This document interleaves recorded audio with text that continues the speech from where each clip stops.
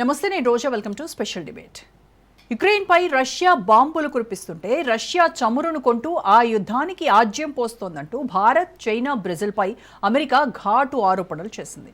యుక్రెయిన్పై Russia దాడులు కొనసాగుతున్న నేపథ్యంలో రష్యా చమురును కొనుగోలు చేస్తున్న దేశాలపై అమెరికా మండిపడింది. America Republican senator Lindsey Graham ఇండియాకు వార్నింగ్ ఇచ్చాడు. భారత్, చైనా, బ్రెజిల్ వంటి దేశాలు చౌకైన రష్యన్ చమురును కొంటూ పుతిన్ యుద్ధానికి ఆజ్యం పోస్తున్నాయని మండిపడ్డాడు.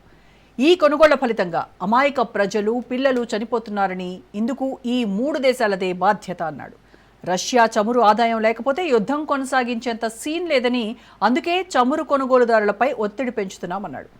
ఇండియా ఇప్పటికే సుంకాల భారాన్ని మోస్తోందని, వచ్చే రోజుల్లో అది మరింత ఘోరంగా ఉంటుందని వార్నింగ్ ఇచ్చాడు.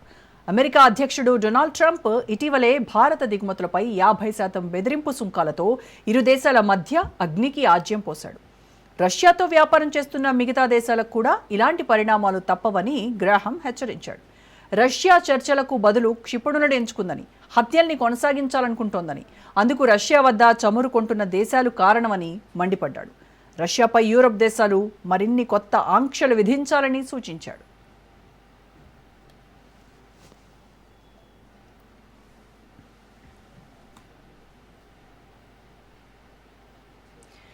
భారత్పై ట్రంప్ విధించిన బెదిరింపు సుంకాలు వాస్తవానికి అమెరికా, యూరప్ ఆర్థిక వ్యవస్థలకే గుండెపోటు తెస్తాయని అమెరికా ఆర్థికవేత్త రిచర్డ్ ఓల్ఫ్ గట్టిగా హెచ్చరించాడు. భారతదేశంపై ప్రపంచంలోని అత్యంత కఠినంగా, దయ లేకుండా, దౌర్జన్యంగా అమెరికా వ్యవహరిస్తోందని విమర్శించాడు. కానీ దాని ఫలితంగా వచ్చే రోజుల్లో అమెరికాకే ఇబ్బందన్నాడు. 50% సుంకాల కారణంగా భారత్ అమెరికాపై ఆధారపడకుండా బ్రిక్స్ దేశాలతో వ్యాపారం విస్తరించుకునే అవకాశం ఉందన్నాడు. బ్రిక్స్లో బ్రెజిల్, రష్యా, భారతదేశం, చైనా, దక్షిణాఫ్రికా, Egypt, Ethiopia, Indonesia, Iran, UAE దేశాలున్నాయని, ఇవి ప్రపంచ ఉత్పత్తిలో 35% వాటా కలిగి ఉన్నాయన్నాడు. కానీ యూరప్ దేశాల G7 వాటా ఇప్పుడు కేవలం 28%కి పడిపోయిందన్నాడు. ఈ గణాంకాలను ప్రస్తావిస్తూ ఓల్ఫ్ ట్రంప్ సుంకాలు వాస్తవానికి బ్రిక్స్ బలోపేతానికి కారణమవుతున్నాయని విమర్శించాడు. ట్రంప్ ప్రపంచంలోని చాలా దేశాలను ఏకం చేస్తున్నాడన్నాడు. అమెరికా బ్రిక్స్ను చిన్న దేశాల కూటమంటూ తీసిపారేసి మాట్లాడుతున్న అన్ని దేశాలు కలిసి రెగ్యులర్ కరెన్సీని సృష్టిస్తే 100% సుంకాలు విధిస్తామని ట్రంప్ హెచ్చరించడాన్ని బట్టి ఆయా దేశాల సత్తా ఏంటో తెలుసుకోవాలన్నాడు. సోవియట్ కాలం నుంచి భారత్ అమెరికాతో వ్యూహాత్మక సంబంధాలు కొనసాగిస్తే ఆంక్షలతో ట్రంప్ రెండు దేశాల సంబంధాలను ధ్వంసం చేశాడన్నాడు. ఇండియా లాంటి దేశాన్ని ఒత్తిడితో గెలవాలనుకోవడం అసాధ్యమన్నాడు. అమెరికా తనను తానే బలహీనపరుచుకుంటోందన్నాడు.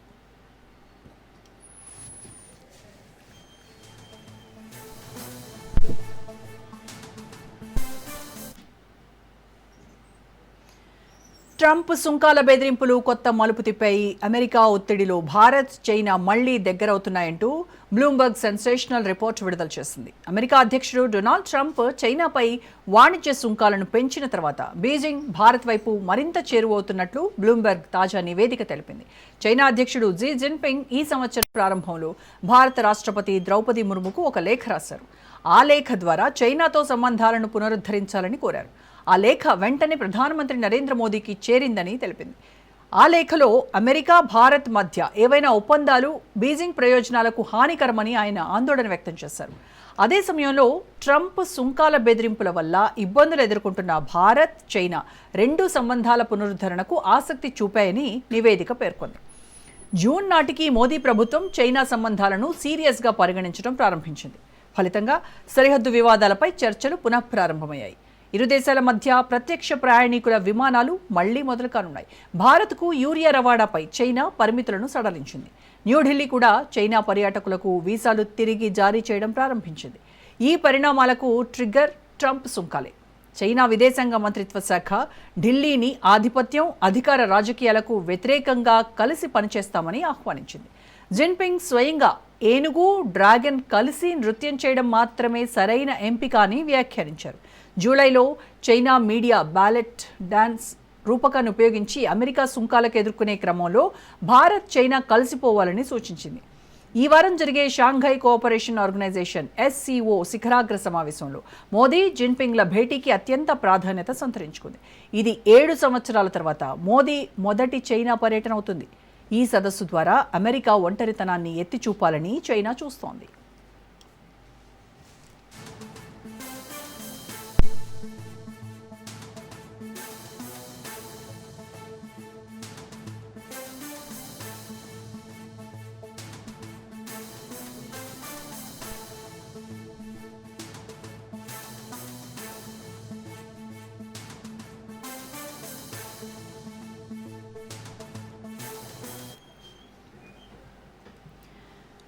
Make in India, make for the world అంటూ జపాన్ పెట్టుబడిదారులకు ప్రధాని మోడీ ఆహ్వానం పలికారు. జపాన్ రాజధాని టోక్యోలో ద్వైపాక్షిక ఆర్థిక భాగస్వామ్యానికి కొత్త దిశ చూపారు.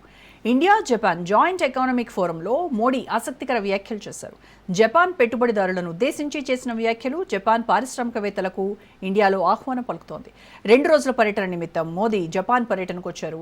జపాన్ ప్రధాని షిగెరు ఇషిబాతో శిఖరాగ్ర చర్చలు జరిపారు. జపాన్ ఇప్పటికే సెమీకండక్టర్ల నుండి స్టార్టప్ల వరకు జపాన్ భారతదేశానికి కీలక భాగస్వామిగా ఉంది. ఇప్పటి వరకు జపాన్ కంపెనీలు భారతదేశంలో 40 బిలియన్లకు పైగా పెట్టుబడులు పెట్టాయని ఈ సందర్భంగా మోదీ చెప్పారు. రాబోయే దశాబ్దంలో ద్వైపాక్షిక వ్యాపారం 10 ట్రిలియన్ జపాన్ ఎన్లు అంటే 68 బిలియన్ల పెట్టుబడులు ఇండియాకు రానున్నాయి. ఈ పెట్టుబడులతో ఆర్టిఫిషియల్ ఇంటెలిజెన్స్, సెమీ కండక్టర్లు, పర్యావరణం, వైద్య రంగాల్లో జరగనున్నాయి. 80% జపాన్ కంపెనీలు భారతదేశంలో విస్తరించాలని కోరుకుంటున్నాయని ఈ సందర్భంగా మోదీ చెప్పారు.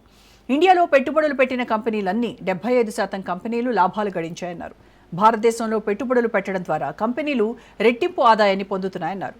ఇక టోక్యోలోని ఎలక్ట్రాన్ ఫ్యాక్టరీ, సెండాయ్లోని తోహోకు షింకన్సెన్ ప్లాంట్ను మోడీ సందర్శిస్తారు. ఈ సందర్శనలో భారత బుల్లెట్ రైల్ ప్రాజెక్టులో జపాన్ భాగస్వామ్యంపై ఇరు దేశాలు చర్చించనున్నాయి. రైట్, ఇక డిబేట్లో పార్టిసిపేట్ చేస్తున్నారు ప్రముఖ రాజకీయ సామాజిక విశ్లేషకులు మామిడి గిరిధర్ గారు అండ్ అలాగే అంది సత్యం గారు మనతో జూమ్లో జాయిన్ అవుతున్నారు. నమస్కారం అండి సత్యం గారు. నమస్కారం గిరిధర్ గారు. నమస్తే అమ్మ. నమస్తే గిరిధర్ గారు. ఈరోజు మనం లిండ్సే గ్రాహం చేసినటువంటి స్టేట్మెంట్స్ కనుక చూస్తే బ్రిక్స్ దేశాలు అంటే ఇండియా, చైనా, బ్రెజిల్ లాంటి దేశాలు రష్యా దగ్గర నుంచి చమురు కొనడం వల్ల మన వాళ్ళకి సంపదని సృష్టిస్తున్నాము, దాంతో యుక్రెయిన్ రష్యా యుద్ధం కొనసాగుతూ ఉంది, ఇది మేజర్ రీజను. అక్కడ నిరపరాధులైనటువంటి పిల్లలు, పెద్దవాళ్ళందరూ చనిపోతున్నారు, ఇప్పుడు మీకు బాగుందా అని అడిగారు. అంటే మరి గతంలో జరిగిన యుద్ధాల వల్ల జరిగిన మరణాల సంగతి ఏంటి? అప్పుడు వాళ్ళకేం బాధ లేదా? అప్పుడు అమెరికా వెన్నుతన్నుతో జరిగినటువంటి యుద్ధాల సంగతి ఏంటి? అమ్మా, అమెరికన్ పొలిటీషియన్స్ యొక్క ద్వంద్వ వైఖరి ఏంటో ఇక్కడ దీనిలో స్పష్టంగా అర్థమవుతుంది మనకి. హిపోక్రాట్స్ అంటాం కదా, ఫస్ట్ రేట్ హిపోక్రాట్స్ వీళ్ళందరూ. ఎందుకంటే లిండ్సే గ్రాహాం మరి గత జో బైడెన్ ప్రభుత్వంలో గత 2-3 సంవత్సరాలుగా యుద్ధం జరుగుతున్నప్పుడు ఆయనకి ఎందుకు, ఆయన ఆత్మలో ఇటువంటి క్షోభ ఎందుకు అప్పుడు పుట్టలేదు? ఇప్పుడు ఎందుకు సడన్గా గుర్తు వచ్చింది ఆయనకి? కాబట్టి అబ్సల్యూట్ హిపోక్రాట్స్. 2, మనం వాళ్ళ దగ్గర చమురు కొనడం వల్ల వాళ్ళకి యుద్ధంలో వాళ్ళకి ఏదో లాభం వస్తుంది, దానివల్ల యుద్ధం చేయగలుగుతున్నారంటే ఈ చమురు మనం ప్రాసెస్ చేసిన తర్వాత ఇదే చమురు అమెరికా కొంటుంది కదా, మరి ఎందుకు కొంటున్నారు?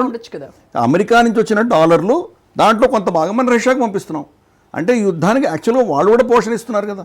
మరి ఇది దాని గురించి ఎందుకు మాట్లాడ్డాయన? 1. 2, భారతదేశం మీద మాత్రమే ఎందుకు సుంకాలు వేశారు? మనం ఎంత చమురు కొంటున్నామో రష్యా నుంచి రమారమి అంతనే టర్కీ కొంటుంది. మనకంటే కొంచెం తక్కువ కావచ్చు, బట్ టర్కీ కూడా ఉంటుంది. వాళ్ళ మీద ఎందుకు ఏ ఆంక్షలు విధించలేదు, ఈ టారిఫ్లు వేయలేదు? అలాగే చైనా మీద ఎందుకు వేయలేదు?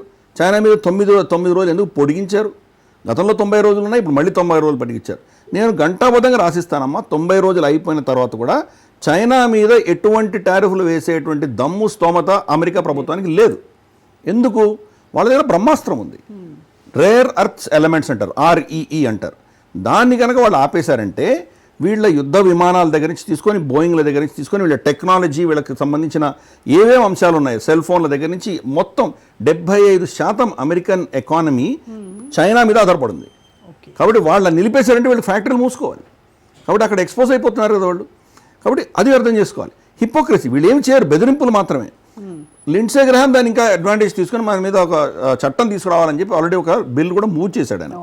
కానీ మరి అటువంటప్పుడు ఇందాక నేను చెప్పినట్టు యూరోప్ మీద ఎందుకు వేయలేదు? యూరోప్ వాళ్ళ దగ్గర గ్యాస్ కొంటున్నారు, అమెరికా కూడా వాళ్ళ దగ్గర మనకు ఫర్టిలైజర్ సంబంధించి కొనుక్కుంటున్నారు, వాళ్ళ దగ్గర ఇంకొన్ని రేర్ ఎర్త్ మినరల్స్ రష్యా నుంచి కొంటున్నారు వాళ్ళు. మరి వాటి మీద ఎందుకు ఆంక్షలు వేయలేదు? ఆ పైసలతో వాళ్ళు యుద్ధం చేయట్లేదా వాళ్ళు? ఇవన్నీ చూస్తే కనుక అబ్సల్యూట్ హిపోక్రాట్స్.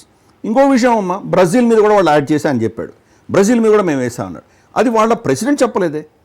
50% మనకు ట్యాక్స్ ఉంది, 50% బ్రెజిల్కి ట్యాక్స్ ఉంది. కానీ మనకేమో 25% రష్యా మీద చమురు కొంటున్నందుకు మనకు వేస్తున్నామని మనకు చెప్పాడు. బ్రెజిల్కి ఆ ముక్క చెప్పలేదే. బ్రెజిల్కి ఏమన్నాడు ఆయన? 25% అదనంగా ట్యాక్స్ ఎందుకు వేస్తున్నాను? నువ్వు జైర్ బోల్సనారోని అరెస్ట్ చేసి హింసిస్తున్నావు కాబట్టి జైర్ బోల్సనారోని వదిలిపెడితే నీ మీద సంకాలు వేయను అంటున్నాడు. అంటే అక్కడ వేరే కారణం చెప్తున్నాడు, ఇక్కడ మనకు వేరే కారణం చెప్తున్నాడు. ప్రపంచవ్యాప్తంగా మాకు చాలామంది మా దగ్గర మాకు అమ్ముతున్నారు, కానీ మా వస్తువులు ఎవరు కొనట్లేదు, మాకు ట్రేడ్ ఇంబ్యాలెన్స్ ఉంది కాబట్టి దీనివల్ల మేము ఈ సుంకాలు వేస్తున్నాను అని ఒక థియరీ చెప్పాడు ఆయన. Yeah. మరి బ్రెజిల్కి వచ్చేసరికి బ్రెజిల్ అమెరికా దగ్గర ఎక్కువ కొంటుంది, అమెరికా దగ్గర ఎక్కువ కొంటుంది, బ్రెజిల్ సరుకు అమెరికాకి తక్కువ వెళ్తుంది. యాక్చువల్గా ట్రేడ్ బ్యాలెన్స్ అమెరికా పక్షాన ఉంది, మరి వాళ్ళ మీద 50% ఎందుకు వేసావు? కాబట్టి ఆయన ఇష్టానుసారంగా పొద్దున్న నిద్ర లేచినప్పుడు కలలో ఆయనకి ఏమొస్తే దాని ఆధారంగా చేస్తున్నాడు ఆయన. కాబట్టి అంతకుమించి ఏమీ లేదు. లిండ్సే గ్రాహం లాంటి వాళ్ళు చక్కబద్ధం చేస్తారు. మరి గతంలో బయట ఉన్నప్పుడు వీళ్ళందుకు మాట్లాడలేదు, వీళ్ళకి వాళ్ళ ఆత్మసాక్షి ఏమైంది? అందుకనే వీళ్ళ హిపోక్రసీ అనేది చాలా దారుణం అమ్మ. డొనాల్డ్ ట్రంప్ని అడిగారు, పబ్లిక్ ప్రెస్ కాన్ఫరెన్స్ అడిగారు, మీరు కూడా కొంటున్నారు కదా, మరి దాని సంగతి ఏంటి? మరి మీరు కూడా కొంటున్నారు, వాళ్ళ మినిస్ట్రీ ఆఫ్ ఎక్స్టర్నల్ అఫైర్స్ చెప్తోంది కదా అంటే, ఏమో నాకు తెలియదు, నేను చూస్తానంటున్నాడు. అంటే నీకు కావాల్సినవి నీకు తెలుస్తాయి, నీకు వద్దని కూడా కన్వర్ట్గా నాకు తెలియదు అంటావా? మరి నువ్వు రాష్ట్రపతి కదా, నీకు తెలియని అంశం ఏది లేని అందరికి చెప్తున్నావు కదా. మరి ఇది ఒక పెద్ద హిపోక్రసీ కంటే ఏం లేదు. భారతదేశాన్ని మీద ఒత్తిడి తీసుకొస్తే, భారతదేశాన్ని చూడు నేను ఎలా ప్రెషరైజ్ చేసి ఒప్పించానో, లొంగదీశానో, కాబట్టి మిమ్మల్ని కూడా చేయగలను బెదిరించడానికి మనల్ని వాడుకుంటున్నాడు ఆయన. ఎవరిని? రష్యాని, షీ జిన్పింగ్ని. ఎందుకంటే చూడు నీకున్నట్టు పెద్ద కస్టమర్ నేను తీసేస్తున్నాను, కాబట్టి నేను చెప్పిన మాట విను. షీ జిన్పింగ్ని ఒత్తిడి తీసుకురావాలి, వ్లాడిమిర్ పుటిన్ని ఒత్తిడి తీసుకురావాలి. అలాగే షీ జిన్పింగ్ని నువ్వు వాళ్ళ దగ్గర ఉంటున్నావు కాబట్టి నేను భారతదేశాన్ని ఉంచగలిగింది, నిన్ను కూడా ఉంచుతాను, కాబట్టి నువ్వు కూడా దారిలోకి రా, ఇప్పుడే నేను చెప్పేది ఒప్పుకో. ఈ ప్రయత్నం చేస్తున్నాడు. కానీ అప్పుడు అంటే మనకు క్రయోజెనిక్ ఇంజిన్ టెక్నాలజీ వాళ్ళు ఆపేసినప్పుడు కానీ, లేదా మనం అణు పరీక్షలు చేసినప్పుడు మన మీద ఆంక్షలు విధించినప్పుడు కానీ, అప్పుడు మన ఎకానమీ ఏదో $1 ట్రిలియన్ కూడా లేదు, చాలా చిన్న దేశం. అప్పుడు చైనా ఇంకా ఎదుగుతున్నటువంటి దేశం. కాబట్టి ఇప్పుడు అక్కడ ఉన్నటువంటి దేశాలని చాలా పెద్ద దేశాలు, $4 ట్రిలియన్ ఎకానమీ మనది, ఎదుగుతున్నటువంటి ఎకానమీ, G20లో ఫాస్టెస్ట్ గ్రోయింగ్ ఎకానమీ. చైనా ఈరోజు PPP రేషియోలో చూస్తే కనుక, పర్చేసింగ్ పవర్ ప్యారిటీ రేషియోలో చూస్తే కనుక అమెరికా కంటే దాటిపోయింది వాళ్ళ ఎకానమీ. కాబట్టి ఇంతటి పెద్ద దేశాలతో ఇప్పుడు పెట్టుకుంటే కనుక నష్టపోయేది అమెరికానే. ఇదంతా ఇలా ఉండగా సుంకాలు ఎవరి మీద విధిస్తున్నాడు? భారతదేశం మీద విధించట్లేదు, వాళ్ళ ప్రజల మీద వేస్తున్నాడు. కరెక్ట్. కాబట్టి ఈ సుంకాలు ఎవడు కడుతున్నాడు? వాడే కడుతున్నాడు. సరే, ఆ సుంకాల వల్ల మనం వాళ్ళకి ఎక్స్పోర్ట్ చేయలేకపోవచ్చు, కానీ దానివల్ల నష్టపోయేది వాళ్ళ ప్రజలే. రేపు అక్కడ ఇన్ఫ్లేషన్ పెరిగిన తర్వాత దాని సమాధానం ఎవరు చెప్తారు? ఉద్యోగాలు పోతున్నాయి, అక్కడ ఉద్యోగాలు పోతున్నాయి, 2.5 లక్షల ఉద్యోగాలు పోయినాయి. మేలో మేము ఇచ్చిన లెక్కలు తప్పు అని చెప్పి జూలైలో వాళ్ళ లేబర్ కమిషన్ ఒక లీడర్, దానికి సంబంధించిన అధికారి, ఆవిడ ఎరిక్ అని ఒక ఆవిడ ఉంది, ఆవిడ దాన్ని రివైజ్ చేసింది. రివైజ్ చేయగానే ఆవిడని ఉద్యోగం నుంచి తీసేశాడు. అంటే సత్యాన్ని ఎవరు బయట చెప్పకూడదు, ఎంత నష్టపోతున్నారు ఈ విషయాలు చెప్పకూడదు. కాబట్టి ఒక నియంత, ఒక డిక్టేటర్లా ప్రవర్తిస్తున్నాడు. అమెరికా ఎప్పుడు డిక్టేటర్లా ప్రవర్తిస్తుంది, కానీ ఇప్పుడు ఇక్కడ ఒక వ్యక్తి డిక్టేటర్గా ప్రవర్తిస్తున్నాడు. కాబట్టి ఆ దేశంలోనే సంక్షోభం రాబోతుంది. సో అదే ఆయనకి పాలిట భస్మాసుర హస్తం. Correct, absolutely. ఆయనకు అవ్వబోతోంది, వాళ్ళ దేశానికి అవ్వబోతోంది. కొంత ఇబ్బందులు ప్రపంచవ్యాప్తంగా ఉన్నా తట్టుకునే క్షమత ఉన్నటువంటి ఈ దేశాలన్నీ కూడా ఈరోజు బ్రిక్స్ కూటమిలో ఉన్నాయి. 55% వరల్డ్ జీడిపి వీళ్ళిద్దరు ఈ బ్రిక్స్ దేశాలు నడిపిస్తున్నాయి. అలాగే మనకు పాపులేషన్ కూడా వీళ్ళకే ఎక్కువ. G7 అనేది తగ్గుతూ వస్తుంది. ఇందా నువ్వు స్టాటిస్టిక్స్లో చూపించావు, 25% చూపిస్తున్న వాళ్ళు మ్యానుఫ్యాక్చరింగ్ కెపాసిటీ. క్షీణిస్తున్నటువంటి దేశాలు అవన్నీ, వాళ్ళ గ్రోత్ లేదు. ఎక్కడ అమ్ముతాం? ఇంతవరకు అమ్మినది చాలు, అంతకంటే ఎక్కువ అమ్మగలిగిన కెపాసిటీ ఎవరికి ఉంది? భారతదేశంలో మనకు పాపులేషన్ ఉంది, చైనాలో మనకు పాపులేషన్ ఉంది. కాబట్టి ఎదిగేటువంటి ఎకానమీస్ వీళ్ళ గురించి భయపడవలసిన అవసరం లేదు. రైట్. సో సత్యం గారు మేడం, సత్యం గారు, ఇప్పుడు ఒక ప్రత్యేక దేశానికి మనం గ్లోబల్ ఎనర్జీ మార్కెట్లో సహకరించడం అనేది ఒక తప్పుగా, మనల్ని బూచిగా చూపించేటువంటి ప్రయత్నం ఎంతవరకు కరెక్ట్ అంటారు? మ్యూట్లో ఉన్నారు sir. Fine. Please carry on. Correct. Tariff అని ట్రంప్ టారిఫ్స్ గురించి మొదలుపెట్టినప్పుడు రష్యా నుంచి మనం ఆయిల్ ఇంపోర్ట్ చేసుకున్నటువంటి అంశం చర్చనీయం చేయలేదు. ఆ తర్వాత ఆ టారిఫ్లు ఎందుకు వేస్తున్నాం అంటే రష్యా నుంచి ఇంపోర్ట్ చేసుకుంటాం అని చెప్పేసి ఒక కారణం చెప్పాడు. కానీ ప్రపంచంలో అన్ని దేశాల మీద టారిఫ్లు ఎందుకు విధించాడు అంటే, ట్రంప్ అనుకున్నటువంటి ఎకనామిస్టులు, ఆయనకు ఫేవర్ ఉన్నటువంటి ఎకనామిస్టుల యొక్క వ్యూహం ఏమిటంటే, ఇవాళ production sector America zero, except ఆ యుద్ధ సామాగ్రి తప్ప అక్కడ ప్రొడక్షన్ సెక్టర్ లేదు. ఇవాళ ఉన్నటువంటి పరిస్థితుల్లో వాళ్ళు తెలివి తక్కువ కోల్పోలేదు. వాళ్ళు ప్రొడక్షన్ సెక్టర్ ఉంటే ఇండస్ట్రియల్, పొల్యూషన్, ట్రేడ్ యూనియన్స్, ఈ వ్యవహారంతో ఎవరు పెట్టుకుంటారని చెప్పేసి వాళ్ళు సర్వీస్ సెక్టార్ని ఎక్స్పోర్ట్ చేసి ప్రొడక్షన్ సెక్టార్ని ఇంపోర్ట్ చేసుకునే దేశంగా మారిపోయింది. ఇప్పుడు వచ్చే వరకల్లా దీంట్లో ట్రేడ్ ఇంబ్యాలెన్స్ విపరీతంగా పెరిగింది. ఇవాళ అమెరికన్ అప్పులు జీడిపిలో 123% ఉన్నాయి అప్పులు. అన్ని అప్పులు ఉన్నటువంటి దేశం మరొకటి లేదు. కాబట్టి ఇవాళ ఉన్నటువంటి ఈ పరిస్థితుల్లో ఈ ట్రేడ్ గ్యాప్స్ అన్ని పూడ్చుకుంటే, అంటే ఇవాళ మనం $87 బిలియన్ ఎక్స్పోర్ట్ చేస్తే $47 బిలియన్ దిగుమతి చేసుకుంటున్నాం. మనం $41 బిలియన్ సర్ప్లస్ ఉన్నాం. అట్లాగే చైనా $440 బిలియన్ ఎక్స్పోర్ట్ చేస్తే $140 బిలియన్ దిగుమతి చేసుకుంటున్నాం. దరిదాపు వాళ్ళు ఒక $300 బిలియన్ కరెంటు ఉంది. ఓవరాల్ గా ఇవాళ $361 బిలియన్ ఇవాళ లోట్లో ఉంది చైనా తోటి. ఇవాళ ఎక్కడ చూసినా ఈ విధమైనటువంటి ట్రేడ్ గ్యాప్ ఉంది. ఈ ట్రేడ్ గ్యాప్ని వదిలించుకోవడానికి ఒకటి ఇంపోర్ట్స్ మీద టారిఫ్ పెంచేస్తే మనకున్నటువంటి ఈ పరిస్థితుల్లో వాళ్ళ ఎక్స్పోర్ట్స్ పెరిగి మన ఇంపోర్ట్స్ తగ్గితే బ్యాలెన్స్ అవుతుంది అనేటువంటిది ఒకటి. రెండవది, ఇంపోర్ట్స్ మీద ఈ విధంగా టారిఫ్ వేస్తే ఇతర దేశాల నుంచి తయారు చేసేటువంటి వాళ్ళందరూ కూడా వాళ్ళు అక్కడ తయారు చేయకుండా అమెరికా వచ్చి ఇన్వెస్ట్ చేస్తారు, అమెరికాలో తయారు చేస్తారు. మన ఇండియాలో 2 సంస్థలు బెదిరించాడు, ఐఫోన్ వాళ్ళని, శాంసంగ్ వాళ్ళని. మీరు ఇండియాలో తయారు చేసి ఎక్స్పోర్ట్ చేస్తే నేను ఎక్కువ టారిఫ్ వేస్తా, మా దేశం వచ్చి తయారు చేయండి అని అన్నారు. ఇట్లా ప్రపంచవ్యాప్తం మొత్తంగా ఈ టారిఫ్లు పెంచితే పరుగున ఇన్వెస్ట్మెంట్ అంటే ఫారెన్ క్యాపిటల్ అంతా అమెరికా వస్తుంది, తయారీ రంగాన్ని బలంగా తయారు చేసుకోవచ్చు అనేది ఈ 2 లక్ష్యాలతోటి అమెరికా మొదలుపెట్టింది. కానీ అన్ని దేశాలు ఎదురు తిరగటంతో ఇవాళ ఏ దేశం కూడా ఆయన బెదిరే స్థితిలో లేరు. 250% అని బెదిరించాడు చైనాని. మీరు 250% అంటే మేము కూడా 200% వేస్తామంటే చివరికి 30% కూడా తాత్కాలిక అగ్రిమెంట్ చేసుకున్నాడు. అట్లాగే మనతోటి కూడా 25%, 50% అని బెదిరిస్తే మనం అమెరికాతోటే పోయి చర్చలు జరుపుతాం అనుకున్నాడు. ఏదో ఒక ట్రేడ్ ఆర్గనైజేషన్ పోయి మన తరపున చర్చలు జరిపిన తరఫ సరెండర్ కాలేదు. దాంతో ఇలా నిలబడుతుందని ఇండియాని ఎక్స్పెక్ట్ చేయలేదు. అట్లాగే రష్యా దగ్గర పోయి ఒక జలంతర్గామాన్ని నిలబెడితే రష్యా చర్చలకు వస్తుంది అనుకున్నాడు. రష్యా వాడు పెట్టినటువంటి జలంతర్గం చుట్టూ 3-4 రష్యా పెట్టింది. దాంతో పుతిన్ లొంగలేదు, జిన్పింగ్ దొంగలేదు, మోడీ లొంగలేదు. తర్వాత బ్రెజిల్లో ఉన్నటువంటి లూలా కూడా మీ సంగతి ఏంటో తేలుస్తామని స్టేట్మెంట్ ఇచ్చాడు, మనకన్నా అగ్రెసివ్ స్టేట్మెంట్ ఇచ్చాడు.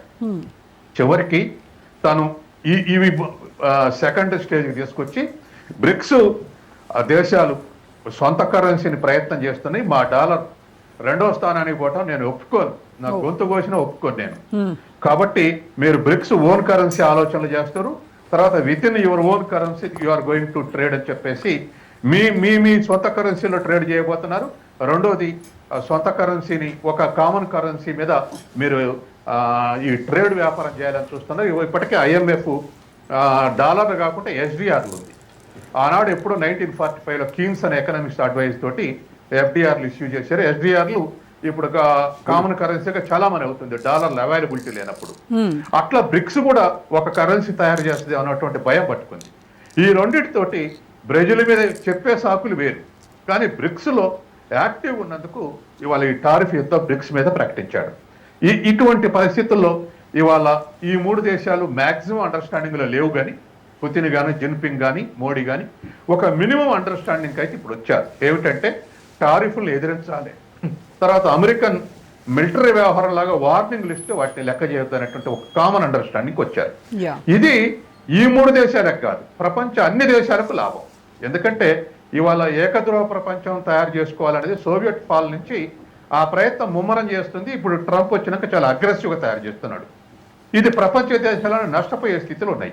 ముఖ్యంగా ఎకనామిక్ గానే కాదు, పొలిటికల్ గా సావరింటీ కూడా దెబ్బతినే పరిస్థితికి వచ్చింది. కాబట్టి ఇవాళ ఇటువంటి ఒక ప్రత్యామ్నాయంగా స్ట్రగుల్ సస్టైన్ చేయడంతో ఇవాళ అనేక దేశాలకు ఇటువంటి ఒక రిలీఫ్ వచ్చింది. ఎందుకంటే 1945లో మీకు గుర్తుందో లేదో, సెకండ్ వరల్డ్ ముగియగానే 85 దేశాలకు స్వాతంత్రం వచ్చింది. మీరు చూస్తే స్వాతంత్ర దినోత్సవ తేదీలు చూస్తే 45-55 మధ్య 80 దేశాలు విముక్తయినాయి ఫాసిజం ఓడిపోతే. ఇవాళ అమెరికాని కూడా అట్లా నిలవరిస్తే మిగతా దేశాలన్నీ కూడా రిలీఫ్ కు, ఎకనామిక్ గా, పొలిటికల్ కూడా రిలీఫ్ కు ఉండేటువంటి అవకాశం ఉంది.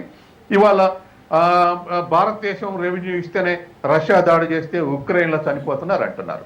కానీ తాను ఇజ్రాయెల్ తోటి దాడి చేస్తే అమాయకమైనటువంటి గాజా పౌరులు 60,000 మంది చనిపోయారు, 10,000 మంది అందులో పిల్లలు ఉన్నారు. ఇరాన్ మీద దాడి చేస్తే 2-3 వేల మంది చనిపోయారు. తను చేయని, ప్రపంచవ్యాప్తంగా తను సంపన్న దేశం లేదు.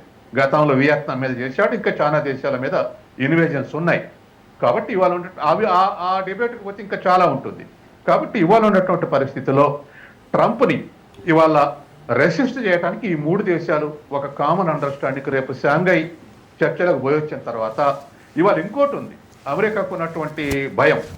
ఇవాళ ఇంతకుముందు మన మిత్రులు చెప్పినాక 90% rare earth magnetic material China దగ్గర ఉంది, Yes. వరల్డ్ 90%. దాన్ని గనక కంప్లీట్ రిస్ట్రిక్ట్ చేస్తే ఇవాళ దరిదాపు చైనాలో 35% వెహికల్స్ ఈవీ వెహికల్స్ ఉన్నాయి, మన దేశంలో 12% ఉన్నాయి, అమెరికాలో కూడా అరౌండ్ 25% ఉన్నాయి, యూరోప్లో కూడా అరౌండ్ 25% ఉన్నాయి. ఇంకొక ఈ ప్యారిస్ అగ్రిమెంట్ ప్రకారం దరిదాపు మరొక 10 ఏళ్లలో టోటల్గా ఈవీ వెహికల్స్ రావాలి, డీజిల్ పెట్రోల్ ఉండడానికి వీల్లేదనేటువంటి ఒక బ్రాడ్ అండర్స్టాండింగ్ ఉంది. Yes. కానీ ఇవాళ గనక ఆ రేర్ ఎర్త్ మెటీరియల్ దగ్గర చైనా బంద్ చేస్తే మొత్తం కొలాప్స్ అవుతుంది, ఈవీ వెహికల్స్ యొక్క కొలాప్స్. తర్వాత మిగతా యుద్ధ విమానాలు, మిగతా అనేక వాటిల్లో ఇవాళ ఈ రేర్ ఎర్త్ మెటీరియల్ వాడుతా ఉన్నారు. రైట్. కాబట్టి ఇటువంటి పరిస్థితుల్లో ఇవాళ అమెరికా వెనకంజ వేయడానికి చైనాను ఒంటరి చేయాలనుకున్నాడు, రష్యాను ఒంటరి చేయాలనుకున్నాడు, ఫెయిల్ అయ్యాడు, ఇండియాను చివరికి తానే ఒంటరిగా మిగిలిపోబోతున్నాడు. అది ఇప్పుడున్నటువంటి పరిస్థితుల్లో వాళ్ళ నాయకురాలే చెప్పింది, ఇది భారతదేశాన్ని దూరం చేసుకోవటం అనేది బ్రాడ్గా ఉన్నటువంటి మార్కెట్ను వదులుకోవటమేనే. ఎందుకంటే ఇవాళ సరే పర్చేజింగ్ పవర్ తక్కువ ఉండొచ్చు, కానీ దరిదాపు 280 కోట్ల జనాభా ఈ 2 దేశాలనే ఉంది, చైనాలో తర్వాత ఇండియాలో. Yes, sir. తర్వాత చైనా ఎక్స్పోర్ట్స్ లేకపోతే ఇవాళ చైనా ఎక్స్పోర్ట్ లేకపోతే దరిదాపు $580 బిలియన్ ట్రేడ్ ఉంది China America. It's a world number 1 trade. Right. ఇవాళ చైనా ఎగుమతులు లేకపోతే అమెరికాలో నీరసించిపోతుంది. ప్రజలు ఇప్పటికే ఈ టారిఫ్స్ ఎక్కువై అమెరికాలో ధరలు పెరిగితే ప్రజలు ఇప్పటికే తిరుగుబడి తత్వం మొదలైంది. ఇంకాస్త ఎక్కువైతే ఇవాళ ఉన్నటువంటి పరిస్థితుల్లో అవతల వీళ్ళకి వ్యతిరేకంగా డెమోక్రాట్స్ సొమ్ము చేసుకునేటువంటి అవకాశం ఉంది. రైట్. సో గిద్దరు గారు, బ్రిక్స్ దేశాలు కనుక ఒక కొత్త కరెన్సీని సృష్టిస్తే అమెరికా డాలర్ బలహీనపడుతుంది, అది భారత్కి లాభం అంటారా నష్టం అంటారా? అమ్మా, ఇప్పుడు ట్రంప్ మీద ఉన్నటువంటి సమస్యల వల్ల ఇంకొక రాక్షసిని తెచ్చిపెట్టుకోవడం అనేది మూర్ఖత్వం. బ్రిక్స్ దేశంలో చూస్తే చైనా 60% డామినేట్ చేస్తుంది, మనం ఒక 20-25% మనం ఉన్నాం. మిగతాది రష్యా ఉంది, ఇంకా మిగతా ఇతరత్ర ఈజిప్ట్కి వాళ్ళకి ఏం శక్తి ఉంది, మనకు బ్రెజిల్కి ఏం శక్తి ఉంది, అలాగే మనకు సౌత్ ఆఫ్రికాకి ఏమున్నాయి. కాబట్టి ఇవన్నీ చాలా చిన్న చిన్న దేశాలు. ఒక 60-65% చైనా డామినేట్ చేస్తుంది. రేపు బ్రిక్స్ కరెన్సీ అంటూ వస్తే కనుక చైనా మీద ఆధారపడి ఉండాలి. చైనా ఒక యాంగిల్లో చెప్పాలంటే ఒక రోగ్ స్టేట్ అది. ఎందుకంటే వాళ్ళ కరెన్సీ మ్యానిపులేట్ చేస్తారు. ఈరోజు డాలర్కి యువాన్కి సంబంధించినటువంటి రేట్ ఏదైతే ఉందో అది ఒక స్థాయి దాటి పెరగడానికి వీల్లేదు, ఒక స్థాయి తగ్గడానికి వీల్లేదు, మ్యానిపులేట్ చేసి పెడతారు. అందుకనే వాళ్ళ ఎక్స్పోర్ట్స్ అంతా లాభసాటిగా ఉంటాయి. మనకు అలా కాదు, మన ఓపెన్ మార్కెట్ భారతదేశాన్ని మనం 87-85కు వచ్చేసాం. మనం బహుశా 90 దాకా వెళ్ళేటువంటి మనకు పరిస్థితులు కనిపిస్తున్నాయి. ఇవి మనం మ్యానిపులేట్ చేయం. కాబట్టి అటువంటిప్పుడు ఏమవుతుందంటే ఒక మ్యానిపులేట్ చేస్తున్నటువంటి కరెన్సీని ఒక మార్కెట్తో ఆ మార్కెట్ని గౌరవిస్తున్న కరెన్సీని అనుసంధానం చేస్తే ఇబ్బందులు వస్తాయి. కాబట్టి మనం బ్రిక్స్ కరెన్సీ అన్నది ఇప్పుడిప్పుడులో మనం ఒప్పుకోము, భారతదేశం ఒప్పుకోదు. కాకపోతే మనం ఏం చేస్తున్నామంటే కలిసికట్టుగా బ్రిక్స్ అందరూ కలిసి డాలర్కి ప్రత్యామ్నాయం తీసుకొచ్చే ప్రయత్నం చేస్తున్నాం. మనకు కొన్ని సూచనలు కనిపించినాయి ఆల్రెడీ. రష్యా తోటి వీళ్ళకు ప్రాబ్లమ్స్ వచ్చినప్పుడు, యుక్రెయిన్ యుద్ధం వచ్చినప్పుడు స్విఫ్ట్ సిస్టమ్ నుంచి వాళ్ళని తీసేశారు. స్విఫ్ట్ సిస్టమ్ నుంచి తీసేయగానే వాళ్ళ ఇంటర్నేషనల్ ట్రాన్సాక్షన్స్ వాళ్ళు చేసుకోలేకపోయారు. అలాగే డాలర్ నుంచి వాళ్ళని తీసేశారు, డాలర్ వాడడానికి వీల్లేదన్నారు. తర్వాత రిజర్వ్ కరెన్సీ, ప్రపంచంలో అన్ని దేశాలు కూడా రిజర్వ్ కరెన్సీలో డాలర్సే ఎక్కువ ఉంటాయి. డాలర్ డినామినేటెడ్ వీళ్ళ రిజర్వ్స్ ఏవైతే ఉన్నాయో రష్యాకు సంబంధించి అవి రష్యాకు అందుబాటులో లేకుండా అదని ఫ్రీజ్ చేశారు. ఫ్రీజ్ చేయడంతో వాళ్ళ పైసలు, అమెరికా బ్యాంకుల్లో ఉన్నటువంటి పైసలు వాడలేని పరిస్థితి వాళ్ళకి వచ్చింది. కాబట్టి ఇటువంటి చర్యలు రేపు రష్యానో లేకపోతే చైనానో చేయదనే గ్యారంటీ ఉంది. కాబట్టి వాళ్ళకి సత్తా ఎక్కువ ఉంది కాబట్టి దాన్ని మ్యానిపులేట్ చేసే అవకాశాలు ఉన్నాయి. బ్రిక్స్ ఏం చేస్తుందంటే స్విఫ్ట్కు ప్రత్యామ్నాయం తీసుకొస్తుంది. ఫస్ట్ ఎలక్ట్రానిక్ ట్రాన్సాక్షన్స్ అన్నది స్విఫ్ట్ యొక్క మోనోపలీని బ్రేక్ చేస్తూ ప్రత్యామ్నాయాలు తీసుకొస్తారు. 1. 2, రిజర్వ్ కరెన్సీ మాట పక్కన పెట్టినా ట్రాన్సాక్షనల్ కరెన్సీ అంటే లావాదేవీలకు కావాల్సినటువంటిది వీళ్ళ కరెన్సీస్లోనే వాళ్ళు వాణిజ్యం చేసుకుంటారు. ఫర్ ఇన్స్టెన్స్ మనం యువాన్లో మనం కొనుక్కోవచ్చు, లేదా మనం రూపాయల్లో మనం అమ్మచ్చు, కొనొచ్చు. కాబట్టి ఈ దేశాలకు సంబంధించి డాలర్ను వాడకుండా ఉండే దిశగా మనం ప్రయత్నాలు చేస్తున్నాం. మన ఆర్బీఐ రిజర్వ్ బ్యాంక్ కూడా రీసెంట్గా ఒక వారం 10 రోజుల క్రితం నోటిఫికేషన్ జారీ చేసింది. గతంలో ఏంటంటే కొంత పార్షియల్గా మనం నాన్ డాలర్ ఎక్స్పోర్ట్స్ మనం పర్మిట్ చేసాం. ఇదివరకు ఎలా ఉండేదంటే ఎక్స్పోర్ట్ అంటే ఆఖరికి మీరు శ్రీలంకకి ఎక్స్పోర్ట్ చేయాలన్నా, పక్కన బంగ్లాదేశ్కి ఎక్స్పోర్ట్ చేయాలన్నా కామన్ కరెన్సీ డాలర్ ఉండేది. సో ఆ పరిస్థితి నుంచి ఇప్పుడు క్రమేపీ ఏం చేసామంటే రూపాయలు ట్రేడ్ చేసుకోవడానికి వెసులుబాటు కలిగించాం. దానికి నోస్ట్రో అకౌంట్స్ అంటారు. నోస్ట్రో అకౌంట్స్ ఏముంటుందంటే వాళ్ళ బ్యాంకుకి సంబంధించి, వాళ్ళ కంపెనీకి సంబంధించి, వాళ్ళ మన దేశంలో ఒక బ్యాంకులో వాళ్ళు అకౌంట్ ఓపెన్ చేసుకుంటారు. మనము వాళ్ళ దగ్గర ఇంపోర్ట్ చేసినప్పుడు వాళ్ళకి రూపాయలు ఇస్తాం. ఆ రూపాయలు ఆ బ్యాంకులో ఉంటాయి. రేపు వాళ్ళు మన దగ్గర కొనుగోలు చేసినప్పుడు ఆ బ్యాంకులో ఉన్నటువంటి రూపాయల వాడుకొని మన దగ్గర వాళ్ళు కొనుగోలు చేయొచ్చు. కాబట్టి రూపాయలనే ట్రేడ్ అవుతుంది. దీన్ని నోస్ట్రో అకౌంట్ అంటారు. గతంలో ఆర్బీఐ పర్మిషన్ ఉంటేనే అది ఓపెన్ చేయగలిగినటువంటి పరిస్థితి. 136 అకౌంట్స్ ఇంతవరకు ఓపెన్ అయినాయి. 30 దేశాలతో మనం ఇటువంటి అగ్రిమెంట్స్ ఉన్నాయి మనకు. కానీ ఇప్పుడు ట్రంప్ చేసిన ఈ చర్యల వల్ల ఆర్బీఐ నోటిఫికేషన్ తోటి ఏమైందంటే కంప్లీట్ ఓపెన్ అప్ చేశాం. బ్యాంకులే నిర్ణయిస్తాయి. ఎస్బీఐ వాళ్ళే నిర్ణయిస్తారు, హెచ్డిఎఫ్సి వాళ్ళే నిర్ణయిస్తారు, ఐసిఐసిఐ వాళ్ళే నిర్ణయిస్తారు. వాళ్ళ కస్టమర్స్ ఏం చెప్తున్నారో వాళ్ళ అవసరాలు బట్టి వీళ్ళు నిర్ణయించుకొని నోస్ట్రో అకౌంట్స్ ఓపెన్ చేయొచ్చు. కాబట్టి దీంతో మనం చాలా ఓపెన్ అప్ చేశాం. 2 బ్రిక్స్ దేశాల గురించి మాకేం అంత చర్చను కూడా చేయక్కర్లేదు, మీరేం చేస్తారో చేయండి, రూపాయలు ట్రేడ్ చేయండి అని చెప్పాం. సో ఇప్పుడు ప్రత్యామ్నాయం రాయబోతుంది. బ్రిక్స్ దేశాల్లో డాలర్ని ముట్టారు. ఇప్పుడు 55% ఇంటర్నేషనల్ జీడిపి ఉన్నటువంటి పాపులేషన్ ఉన్నటువంటి దేశాలు, జీడిపి ఆల్మోస్ట్ G7కి సమానంగా ఉన్నటువంటి దేశాలు, వీళ్ళు డాలర్ను వదిలేస్తే ఏమవుతుంది పరిస్థితి? అంటే ఈ డాలర్ ఆధిపత్యం తగ్గిపోతూ ఉంటే ఈ టెంపరీ ట్రంప్కి పిచ్చి బీక్స్కి చేరి ఇంకా ఇలాంటి సుంకాలు, ఇలాంటి పిచ్చి ఆలోచనలు ఇంకా ఎక్కువ అవుతాయేమో. తప్పకుండా ఎక్కువ అవుతాయి. మనం ఒక విషయం అర్థం చేసుకోవాలమ్మా, మనం టెంపరీగా దీని గురించి చర్చిస్తున్నాం కానీ ట్రంప్ లాంగ్ టర్మ్ యాక్చువల్లీ దీని మూలాలకు వెళితే ట్రంప్ మన మీద ఎందుకు వేస్తున్నాడు?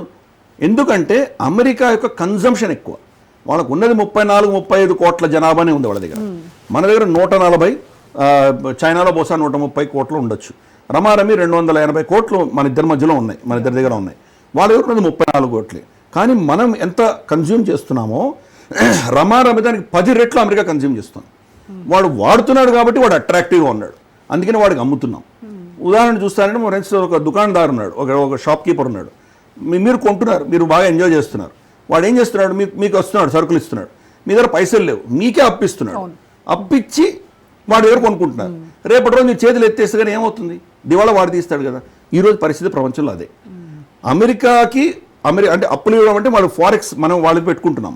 లిటరల్గా మన పైసలతోనే వాడి జీవితం నడుస్తుంది. ఇందాక వాడు చెప్పారు కదా, $37 ట్రిలియన్ వాడి డెట్. $30 ట్రిలియన్ జీడిపి అంటున్నాడు, కానీ అది కూడా బోగసే. అది $37 ట్రిలియన్ సత్యం. దాంతో ఈ యొక్క ఇంగ్లీష్లో చెప్పాలంటే ఇర్రెస్పాన్సిబుల్ కన్జంప్షన్, విచ్చలవిడి కన్జంప్షన్ తోటి అందరూ అట్రాక్టెడ్ అని అమ్మారు. వాళ్ళ కెపాసిటీ, మనం ఒక కెపాసిటీ దాటిందంటే ఏం చేస్తాం? ఫర్ ఇన్స్టెన్స్ మీరు ఒక పిజ్జా షాప్కి వెళ్ళారు, పిజ్జా ఒక లార్జ్ పిజ్జా కొన్నారు మీరు, ఇంకొక లార్జ్ పిజ్జా ఫ్రీ ఇస్తాడు, బాటమ్లెస్ కోక్ ఇస్తాడు. ఈ పిజ్జా తినడానికి మనకు చాలా కష్టం. రెండో పిజ్జా ఏం చేస్తాం మనం అంటే మనకు కెపాసిటీ, కన్జంప్షన్కి ఒక కెపాసిటీ ఉంటుంది. అమెరికా కన్జంప్షన్కి ఒక కెపాసిటీ ఉంది. కెపాసిటీకి మించి వాడు కన్జ్యూమ్ చేయలేడు. దాంతో ఏమవుతుందంటే రిసెషన్లోకి వెళ్ళిపోతుంది. రిసెషన్లో అంటే వాళ్ళు చూస్తే కనుక క్రమేపీ అప్పుడప్పుడు రిసెషన్ వస్తుంటుంది వాళ్ళకి ఇంకా కన్జ్యూమ్ చేయలేము అన్నటువంటి పరిస్థితి ఆ ఎకానమీలో వచ్చినప్పుడు ఆ ఎకానమీ పతనం చెందుతుంది. ఎప్పుడైతే రిసెషన్లోకి వెళ్తుందో అప్పుడు యుద్ధం చేస్తారు వాళ్ళు. యుద్ధాలన్నీ కాకతాళీయంగా రాలేదు, వీళ్ళు ప్లాన్ చేసి సృష్టిస్తారు. ఇప్పుడు యుక్రెయిన్ యుద్ధం కూడా అలాగే సృష్టించారు. నేటోని అక్కడ రష్యాకి దగ్గరగా తోసి ఫైనల్గా యుద్ధం వచ్చింది.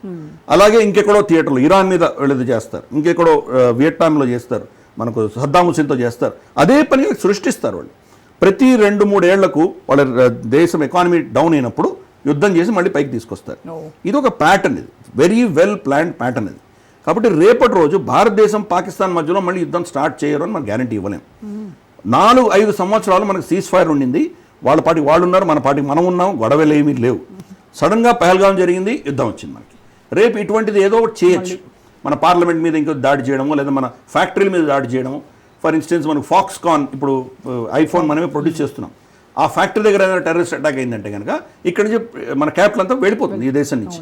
ఒక్క దాడి చేస్తే కనుక ఇంకా మళ్ళీ మన సోకాల్డ్ ఇండియా గ్రోత్ స్టోరీ పడిపోతుంది. కాబట్టి ఇటువంటివి ఏమైనా పిచ్చి పనులు చేస్తే నెక్స్ట్ దాన్ని లాభపడేది చైనా, దెన్ అమెరికాకి ఇంట్రెస్ట్, వాళ్ళ అస్త్రాలు అమ్ముకోవచ్చు. ఇటువంటి ఒక భయంకరమైనటువంటి ఆలోచన వీళ్ళకున్నది. వీటి వల్ల వాళ్ళ డాలర్ని వాళ్ళు కాపాడుకోవాల్సిన ఆవశ్యకత ఉంది. గతంలో ఇందాక వారు చెప్పినట్టు 1945 రెండో ప్రపంచ యుద్ధం తర్వాత బ్రెటన్ వుడ్స్ అని ఒక అగ్రిమెంట్ చేసుకున్నారు. ఈ అగ్రిమెంట్ ప్రకారం ఏం చేశారంటే పౌండ్ నుంచి డాలర్కి షిఫ్ట్ అయింది మొత్తం ప్రపంచ ఎకానమీ. షిఫ్ట్ అయినప్పుడు దాన్ని గోల్డ్తో అనుసంధానం చేశారు, బంగారుతో అనుసంధానం చేశారు. 1971 ఆగస్టు 15 రోజు రిచర్డ్ నిక్సన్ ఆ రెండింటిని తెంచేశాడు. అంటే మీరు $100 ఇస్తే $100 విలువ చేశారంటే బంగారం ఇచ్చేవాళ్ళు అప్పట్లో. ఇప్పుడు దానికి దీనికి సంబంధం లేకుండా చేశాడు. కానీ అప్పుడు ఏం చేశారంటే ఆయిల్, చమురు, క్రూడ్ ఆయిల్ని దాంతో లింక్ చేశారు. ఆ సమయంలో 70 దశకంలో, 80 దశకంలో, 90 దశకం వరకు కూడా అమెరికా బిగ్గెస్ట్ కస్టమర్ ఈ గల్ఫ్ దేశాలకి, వెస్ట్ ఏషియా దేశాలకి, సౌదీ అరేబియా వీళ్ళందరికీ వాళ్ళ చమురు మాక్సిమం వాళ్ళే కొనేవాళ్ళు. కానీ 90 దశకం నుంచి చైనా పుంజుకుంది. భారతదేశం తర్వాత 2000 సంవత్సరాల తర్వాత మనం పుంజుకున్నాము. ఇప్పుడు అమెరికా వీళ్ళ దగ్గర నుంచి ఒక్క బ్యారెల్ కూడా కొనట్లేదు. వాళ్ళ కస్టమరే కాదు, కొంటున్నది ఎవరు? చైనా, భారతదేశం మాక్సిమం కొంటున్నాం. కానీ ఏ కరెన్సీ వాడుతున్నాము? సౌదీ అరేబియా కరెన్సీ వాడట్లేదు, భారత కరెన్సీ వాడట్లేదు, చైనా కరెన్సీ వాడట్లేదు, డాలర్ని వాడుతున్నాం. కాబట్టి ఆ బెదిరింపుతోటి ఆ డాలర్ని నడిపిస్తున్నాడు అతను. వాళ్ళ టెక్నాలజీ అంతా అమెరికన్ టెక్నాలజీ ఈ ఆయిల్ మిల్స్ని రన్ చేస్తాయి, ఆయిల్ వెల్స్ని రన్ చేస్తాయి. సో ఇప్పుడు కువైట్కి సంబంధించి యుద్ధం జరిగిన ఇష్యూ కావచ్చు, అది ఆయిల్ కోసం జరగలేదు. ఏదో సద్దాం హుసేన్ ఆయిల్ కోసం మేము వెళ్ళామని చెప్పి చాలామంది విశ్లేషిస్తారు. అది కానే కాదు, ఏదో వెపన్స్ ఆఫ్ మాస్ డిస్ట్రక్షన్ ఏమీ కాదు. సద్దాం హుసేన్ ఏం చేశాడంటే డాలర్ కాకుండా వేరే ప్రత్యామ్నాయ కరెన్సీ నేను వాడతాను అని మొదలుపెట్టాడు. ఫర్ ఇన్స్టెన్స్ ఇరాన్ తోటి మనకు రూపాయి ట్రేడ్ ఉండేది, మనం రూపాయలు ఇచ్చి వాళ్ళ దగ్గర చమురు కొనుక్కునేవాళ్ళం, అందుకనే బంద్ చేయించాడు. ఇవంతా కూడా ఏంటంటే కదా ఆ డాలర్ ఆధిపత్యాన్ని మెయింటైన్ చేసుకోవడానికి వీళ్ళు చేస్తున్నటువంటి దౌర్జన్యం. కానీ గతంలో మనం చాలా వీక్గా ఉండేవా ఈ దేశాలన్నీ, అమెరికా చాలా పవర్ఫుల్గా ఉండేది. ఇప్పుడు వాళ్ళు కళ్ళు మూసి తెరిచేసరికి ఈ 2-3 దేశాలు చాలా పవర్ఫుల్ అయిపోయినాయి. వాళ్ళ చేయి దాటిపోతున్నారు. అందుకని వాళ్ళు దాన్ని జీర్ణించుకోలేకుండా అన్నారు. ఏ రూల్స్ వాళ్ళు పెట్టారో ఆ రూల్స్ ప్రకారం మనం నడుచుకుంటున్నా, ఆ రూల్స్ ప్రకారం నడుచుకుంటున్నందుకు మనం శిక్షిస్తున్నారు. ఈరోజు రష్యా ఆయిల్ మీద ఎటువంటి శాంక్షన్స్ లేవు, అయినా కానీ మన మీద వాళ్ళు విరుచుకుపడుతున్నారు. అదే తప్పులు వాళ్ళు చేసినా అది పర్వాలేదు. కాబట్టి ఒక హిపోక్రసీ అనేది దేశాల్లో ఉంటాయి అవి. ప్లస్ ఇంత పెద్ద దేశమైన భారతదేశం ఏదో 4th పొజిషన్లో ఉన్నాం, 3rd పొజిషన్ వెళ్ళబోతున్నాము. వాళ్ళ అధీనంలో లేకపోతే వాళ్ళు జీర్ణించుకోలేరు. ఎట్టి పరిస్థితుల్లో ఇప్పుడే మనల్ని అణిచేయాలి, వాళ్ళ అధీనంలో తీసుకోవాలి. తీసుకోకపోతే తర్వాత చాలా కష్టం అవుతుంది. కాబట్టి ఇదంతా పెద్ద కాన్స్పిరసీగా జరుగుతుందమ్మా. ఇదేదో మనం అనుకున్నట్టు చాలా సింపుల్గా ఉండదు. ఇది డొనాల్డ్ ట్రంప్ ఏదో పిచ్చివాడు కాబట్టి మాట్లాడుతున్నాడు అనడానికి వీల్లేదు. మనకు ఈవెన్ జో బైడెన్ ఉన్నప్పుడు ఇబ్బందులు ఉన్నాయి, ఒబామా ఉన్నప్పుడు ఇబ్బందులు ఉన్నాయి. వాళ్ళు మన మీద ఏం చేయలేని పరిస్థితి ఉన్నప్పుడు సాఫ్ట్ టార్గెట్లు కొడతారు. వీళ్ళలో మత విద్వేషాలు ఉన్నాయి, మోదీ ఒక హిందూ ఛాందసవాది, ఫ్యాసిజము, ఇవన్నీ మొదలు పెడతారు. ఇంటాలరెన్స్ పదాలన్నీ వస్తాయి. ఒబామాని మనం రిపబ్లిక్ డే చీఫ్ గెస్ట్గా పిలిచాం. వెళ్ళిపోతూ ఫ్లైట్ టేక్ ఆఫ్ అయ్యి ఇంకా భారత సరిహద్దు దాటక ముందరే ఈరోజు గాంధీ ఉంటే కన్నా చాలా బాధపడి ఉండేవాళ్ళని మన మీద స్టేట్మెంట్ ఇచ్చేళ్ళాడు. కాబట్టి ఇటువంటివి అలాగే మనకు మణిపూర్లో జరుగుతున్న అల్లర్లు, అక్కడ కుకీలు మెతీలు 2 తగల మధ్య జరుగుతున్న అల్లర్లని ఒక క్రిస్టియన్ కోణంగా చూపించేటువంటి ప్రయత్నం చేస్తారు. అంటే మనల్ని ఏదో విధంగా కంట్రోల్ చేయాలన్న దిశగా చేసేటువంటి ఈ కుట్రలు. మనం టఫ్గా నిలబడ్డామంటే, మన నేతృత్వం పటిష్టంగా ఉంటే, సంకీర్ణ ప్రభుత్వం ఉంటే బహుశా మనం మోకరిల్నే ఉండేవాళ్ళు ముందు. లేదు మనం టఫ్గా నిలబడ్డామంటే, ఈ గట్టు దాటామంటే అమెరికాకి చాలా దెబ్బలు తగ్గుతున్నాయి. అది క్షీణిస్తున్నటువంటి శక్తి, ఈ దేశాలన్నీ ఎదుగుతున్నటువంటి శక్తి. అఫ్ కోర్స్ వాళ్ళు ఇంకా చాలా సుపీరియర్, అమెరికా చాలా పవర్ఫుల్, వాళ్ళకున్న కెపాసిటీ చాలా ఉంది. కానీ వాళ్ళకి ఎదురుగా నిలబడగలిగినట్టు దేశం ఉందంటే కనుక అప్పుడు బహుశా వాళ్ళు ఇంకా ఇప్పుడు మనం చూసేవి కాకుండా ఇంకా చాలా ఇష్యూస్ చేయొచ్చు. ఫర్ ఇన్స్టెన్స్ మోదీ గారిని టార్గెట్ చేయొచ్చు. మనకు ఇప్పుడున్నటువంటి $400-500 బిలియన్ మన ఫారెక్స్ రిజర్వ్స్ని మన అధీనంలో లేకుండా చేయొచ్చు. ఒక న్యూస్ వచ్చింది, మీరు ఎవరు కవర్ చేయలేదు. ఒక వారం క్రితం వాళ్ళు అనౌన్స్ చేశారు, మీరు ఆర్బీఐ రిజర్వ్ బ్యాంక్ ఆఫ్ ఇండియాకి వాళ్ళు ఒక మెసేజ్ ఇచ్చారు, మీరు డాలర్స్ని కనుక అమ్మడమో ఇటువంటి ఏమైనా చేయదలుచుకుంటే మా పర్మిషన్ తీసుకోవాలి అన్నారు. మన పైసలు మనం అమ్ముకుంటాం, ఏదో చేస్తాం. డాలర్ విలువ మన రూపాయి విలువ పతనం అవుతుందంటే నార్మల్గా ఆర్బీఐ దాన్ని అమ్ముతుంది, అమ్మి దాన్ని ప్రొటెక్ట్ చేస్తుంది. అది మీరు చేయడానికి వీలు లేదు అని చెప్పి వాళ్ళు ఒక నోటిఫికేషన్ ఇష్యూ చేశారు. తీసుకోండి, వాళ్ళ పర్మిషన్ తీసుకుంటేనే మనం అమ్మాలట. వాడేవాడు చెప్పడానికి, అది మన పైసలు అవి. కానీ మనం చూస్తే కనుక ప్యాటర్న్, మోదీ గారు 2014 వచ్చినప్పుడు 75% మన ఫారెక్స్ రిజర్వ్స్ డాలర్స్లో ఉండేవి. ఇప్పుడు స్టోరీ కట్ చేస్తే 2024 వచ్చేసరికి 55% పడిపోయింది. 20% మనం తగ్గించుకుంటూ వచ్చారని క్వాయిట్గా చేశారు. ముందర అరిస్తే కనుక వాళ్ళు ఏదో మన మీద చర్య తీసుకోవచ్చు. ఇదొకటి. 2 ఏం చేశారంటే బంగారం పెంచుకుంటూ వెళ్ళారు. ప్రతి నెల 8 నుంచి 10 టన్నుల బంగారం కొనుక్కుంటూ వెళ్ళాం. ఓకే. ఆయన వచ్చినప్పుడు 2014లో 450 టన్నులు మన దగ్గర ఉండేవి. ఇప్పుడు 890 టన్నులు వచ్చాయి మన దగ్గర. సో 75 ఏళ్లలో మనం ఎంత బంగారం మనం సంపాదించామో 10 ఏళ్లలో రమారమి అంత మనం తెచ్చుకున్నాం మనం. సో మన రూపాయికి విలువ ఇచ్చి దానికి బేస్ క్రియేట్ చేసే ప్రయత్నం మనం చేస్తున్నాం. 1000, 1200, 1500 టన్నులు మన కనుక ఫైనల్గా వచ్చిందంటే క్రమేపీ ఈ ఓస్ట్రో కార్డ్స్ పెట్టి మనం డాలర్కి ప్రత్యామ్నాయంగా మనం వెళ్ళామంటే రాబోయే 4-5 సంవత్సరాలలో భారత రూపాయికి విలువ ఉంటుంది, అమెరికన్ డాలర్కి ప్రత్యామ్నాయంగా నిలబడేటువంటి శక్తి మనం పెంచుకుంటున్నాం. ప్రస్తుతానికి లేదు, కానీ ఆ దిశగా ప్రయాణం చేసుకోవాలి.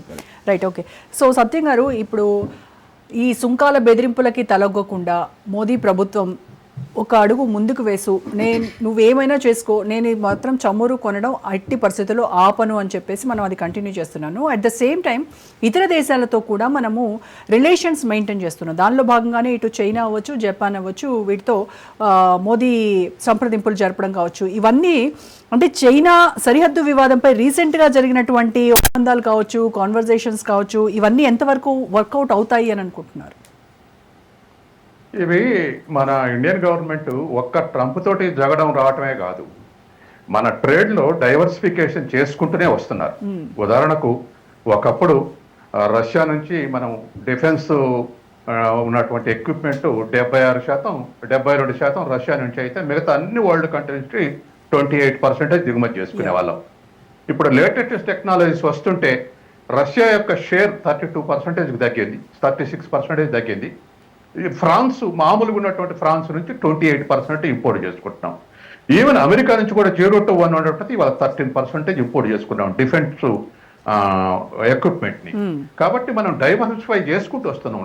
దానికి డ్యూట్రా ఏమిటంటే ఒక దేశమే కాదు, టెక్నాలజీ కూడా ఇంపార్టెంట్. ఇవాళ మనం ఫ్రాన్స్ నుంచి రఫేల్ తీసుకున్నాం, వాళ్ళ ట్రేడ్ పెరిగింది వాళ్ళతోటి డిఫెన్స్ టెక్నాలజీలో. అట్లాగే ఆయిల్ ఇంపోర్ట్ చేసుకుంటున్నాం. ఒకప్పుడు రష్యాది టాప్లు ఉండేవాడు, ఇవాళ రష్యా లేదా ఒక 27 కంట్రీస్ నుంచి ఆయిల్ ఇంపోర్ట్ చేసుకునే వాళ్ళం ఇవాళ 40 కంట్రీస్ నుంచి ఆయిల్ ఇంపోర్ట్ చేసుకుంటున్నాం. అంటే డీసెంట్లైజ్ చేసాం ఇంపోర్ట్స్ని. అట్లాగే ఎక్స్పోర్ట్స్ కూడా ఇవాళ మనం 220 నేషన్స్కి ఎక్స్పోర్ట్ చేస్తున్నాం, అటో ఇటో ఏదో కొంత. కాబట్టి ఇవాళ ఈ ఎక్స్పోర్ట్స్ని కానీ ఇంపోర్ట్స్ని కానీ డీసెంట్లైజ్ చేసుకుని వస్తున్నాం. కాబట్టి ఇది ఒక షాక్ అబ్జర్వర్గా ఇవాళ ఏది ట్రంప్ చేసే పనులకు ఉపయోగపడుతుంది. ఇవాళ మంత్రివర్గం తర్వాత ఎక్స్పర్ట్స్ తోటి నిర్ణయాలు జరిగినటువంటి చర్చలలో కూడా మనకు 2 ప్రత్యామ్నాయాలు, ఒక డొమెస్టిక్ కన్జంప్షన్, రెండవది ఎక్కడెక్కడైతే మనకి మనం ఇప్పుడు అమెరికాకి ఎక్స్పోర్ట్ చేసేది $87 బిలియన్ అనుకున్నాం. దాంట్లో 30%కి అసలు సుంకాలు లేవు, ఎందుకంటే వాళ్ళ అవసరం. మనం ఎక్స్పోర్ట్స్ లేనిదే వాళ్ళ దేశంలో ఎగ్జిస్ట్ కాదు. కాబట్టి 30% అంటే అసలు సుంకాలు 0. అంటే $87లో దాదాపు ఒక 36 అటువంటి పోతే మిగతా 47 విషయాలు చూస్తే దీంట్లో టెక్స్టైల్ ఒక $10 బిలియన్, జ్యువెలరీస్ ఒక $12 బిలియన్, తర్వాత ఎలక్ట్రికల్స్ ఒక $9 బిలియన్, తర్వాత రొయ్యలు ఒక $2.2 బిలియన్ ఇట్లున్నాయి, ఒక 14 సరుకులు.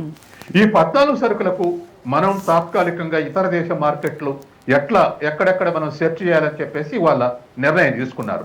దీనికి ఇతర దేశాల రాయబార కార్యాలయాలు, అక్కడ ఉన్నటువంటి మన ట్రేడ్ ఉన్నటువంటి సంస్థలు వీటితోటి యాక్టివేట్ చేసి వీటిని మనం కొత్త మార్కెట్లకు ఎంటర్ కావాలని ఇవాళ సెంట్రల్ గవర్నమెంట్ నిర్ణయం తీసుకుంది. కాబట్టి వీటిని రెసిస్ట్ చేసే అవకాశం ఉంది. ఇక చైనాతో వస్తే, చైనాకు వ్యతిరేకంగా గత 7 ఏళ్లుగా ఈ గాల్వన్ ఘటన జరుగుతుంటే సాధారణంగానే చైనాకు వ్యతిరేకంగా మాట్లాడితే ఈ దేశంలో ఎక్కువ దేశభక్తి గల వాళ్ళు అనుకునేటువంటి స్టేజ్ వచ్చింది. తర్వాత చైనాతోటి ఘర్షణ పడేవాడు గట్టికుడు అనేటువంటిది ఒక ఫ్లోట్ అయి ఉన్నది. కానీ వాస్తవానికి జరిగేది ఏమిటంటే 62లో చైనా యుద్ధం ముగిసిన తర్వాత చైనాకు మనకున్నటువంటి 34,000 కిలోమీటర్ల సరిహద్దులో 14 పాయింట్స్లో విభేదాలు ఉన్నాయి. ఈ 45 ఏళ్ల చర్చలతోటి అవి 3 పాయింట్స్ తగ్గాయి. ఇప్పుడు 3 పాయింట్లనే ఇద్దరికి విభేదాలు ఉన్నాయి. గాల్వన్ ఘటన జరగకముందు ఆ 3 పాయింట్లని చర్చలు జరుగుతున్నటువంటి అంశం. తర్వాత ఈ విభేదాలు వచ్చిన ట్రేడ్ తగ్గలేదు, మనకు చైనాకు ట్రేడ్ తగ్గలేదు. Even today as per census మనం 113.5 దాదాపు $114 బిలియన్ మనం దిగుమతి చేసుకొని మనం $14 బిలియన్ ఎగుమతి చేస్తున్నాం. అంటే దరిదాపు $130 బిలియన్ మనకు చైనాకి ఇప్పటికే ట్రేడ్ ఉంది. It is almost all equal to America and India trade తో సమానం. మనకు 140 దాంతో ఉన్నది. కాబట్టి చైనా తోటి ట్రేడ్ సంబంధాలు దిగిపోలేదు. ఇప్పుడు ఎందుకు చైనా నుంచి అందరు ఇంపోర్ట్ చేసుకుంటారు అంటే ఇంటర్నేషనల్ ప్రైస్ ప్రకారం చైనా నుంచి కాకుండా మరి ఏ దేశంతో దిగుమతులు చేసుకున్న అవే వస్తువులు ఒక 20% ఎక్స్ట్రా ప్రైస్ ఉండే అవకాశం ఉంది. ఈవెన్ మనం అనుకుంటాం కదా, జర్మనీ, పర్టికులర్ గా సౌత్ కొరియా, జపాన్ ఇవన్నీ వెహికల్స్ తయారు చేస్తే కార్లు మన దేశంలో తీసుకొచ్చి అమ్మటం, మన దేశంలో కంపెనీలు పెడుతున్నారు. వాళ్ళందరూ కూడా స్పేర్ పార్ట్స్ చైనా నుంచి దిగుమతి చేసుకుంటారు. ఆ కంపెనీలు ఇంటర్వ్యూ చేస్తే, ఒకసారి ఫ్రంట్ లైన్ పత్రిక ఇంటర్వ్యూ చేస్తే, ఎందుకు మీరు ఇంపోర్ట్ చేసుకున్నారు, మీకు టెక్నాలజీ ఉండి కూడా అంటే, మా దేశంలో తయారు చేసుకున్న దానికన్నా చైనా నుంచి ఇంపోర్ట్ చేసుకుంటే మాకు చీప్ కాస్ట్ లో వస్తుందని చెప్పారు. ఎందుకు చైనాకు అంత తక్కువ ధరకు ఇతర దేశాలకు ఎక్స్పోర్ట్ చేయగలుగుతుంది అంటే, ఒకటి మినరల్స్, రా మెటీరియల్, తర్వాత work force, technical work force, ఇవి అవైలబిలిటీ ఉన్నాయి. అబెండెంట్ వర్క్ ఫోర్స్ ఉంది. దీంతో వాళ్ళ ఏ దేశం వస్తువుల ధరలకైనా తక్కువ ధరకు ఇచ్చే కెపాసిటీ వాళ్ళ చైనా కలిగి ఉంది. కాబట్టి అన్ని దేశాలు కూడా చైనా నుంచి ఇంపోర్ట్ చేసుకున్నాయి. మనకు చైనాకు ఉన్నటువంటి పరిస్థితుల్లో సరిహద్దు తగాదాలు 62 నాటి ఉన్నటువంటి స్థాయిలో లేవు, అది 20% తగ్గినాయి. ఈ గాల్వని ఘటన వల్ల మనం కొన్ని యాప్స్ నిషేధించడం, వాళ్ళు కొన్ని రిస్ట్రిక్షన్స్ పెట్టమన్నారు.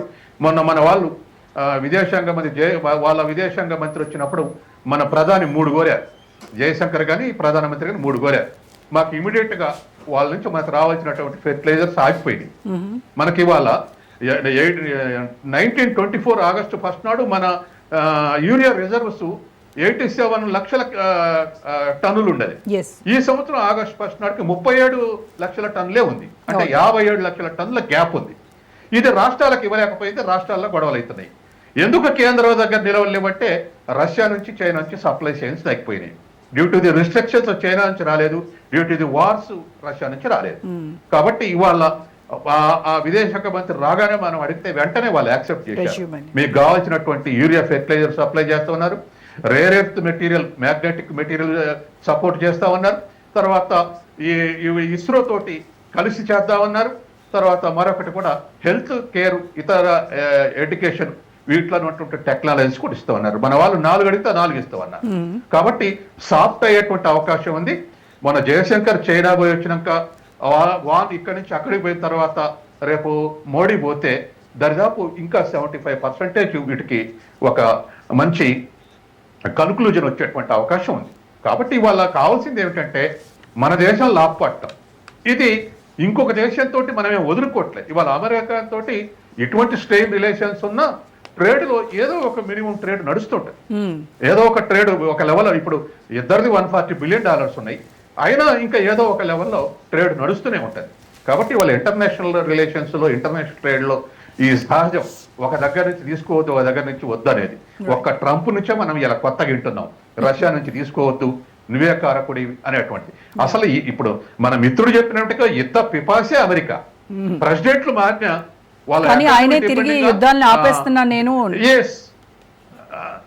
నోబెల్ పీస్ ఇవ్వాలి అని చెప్తాడు.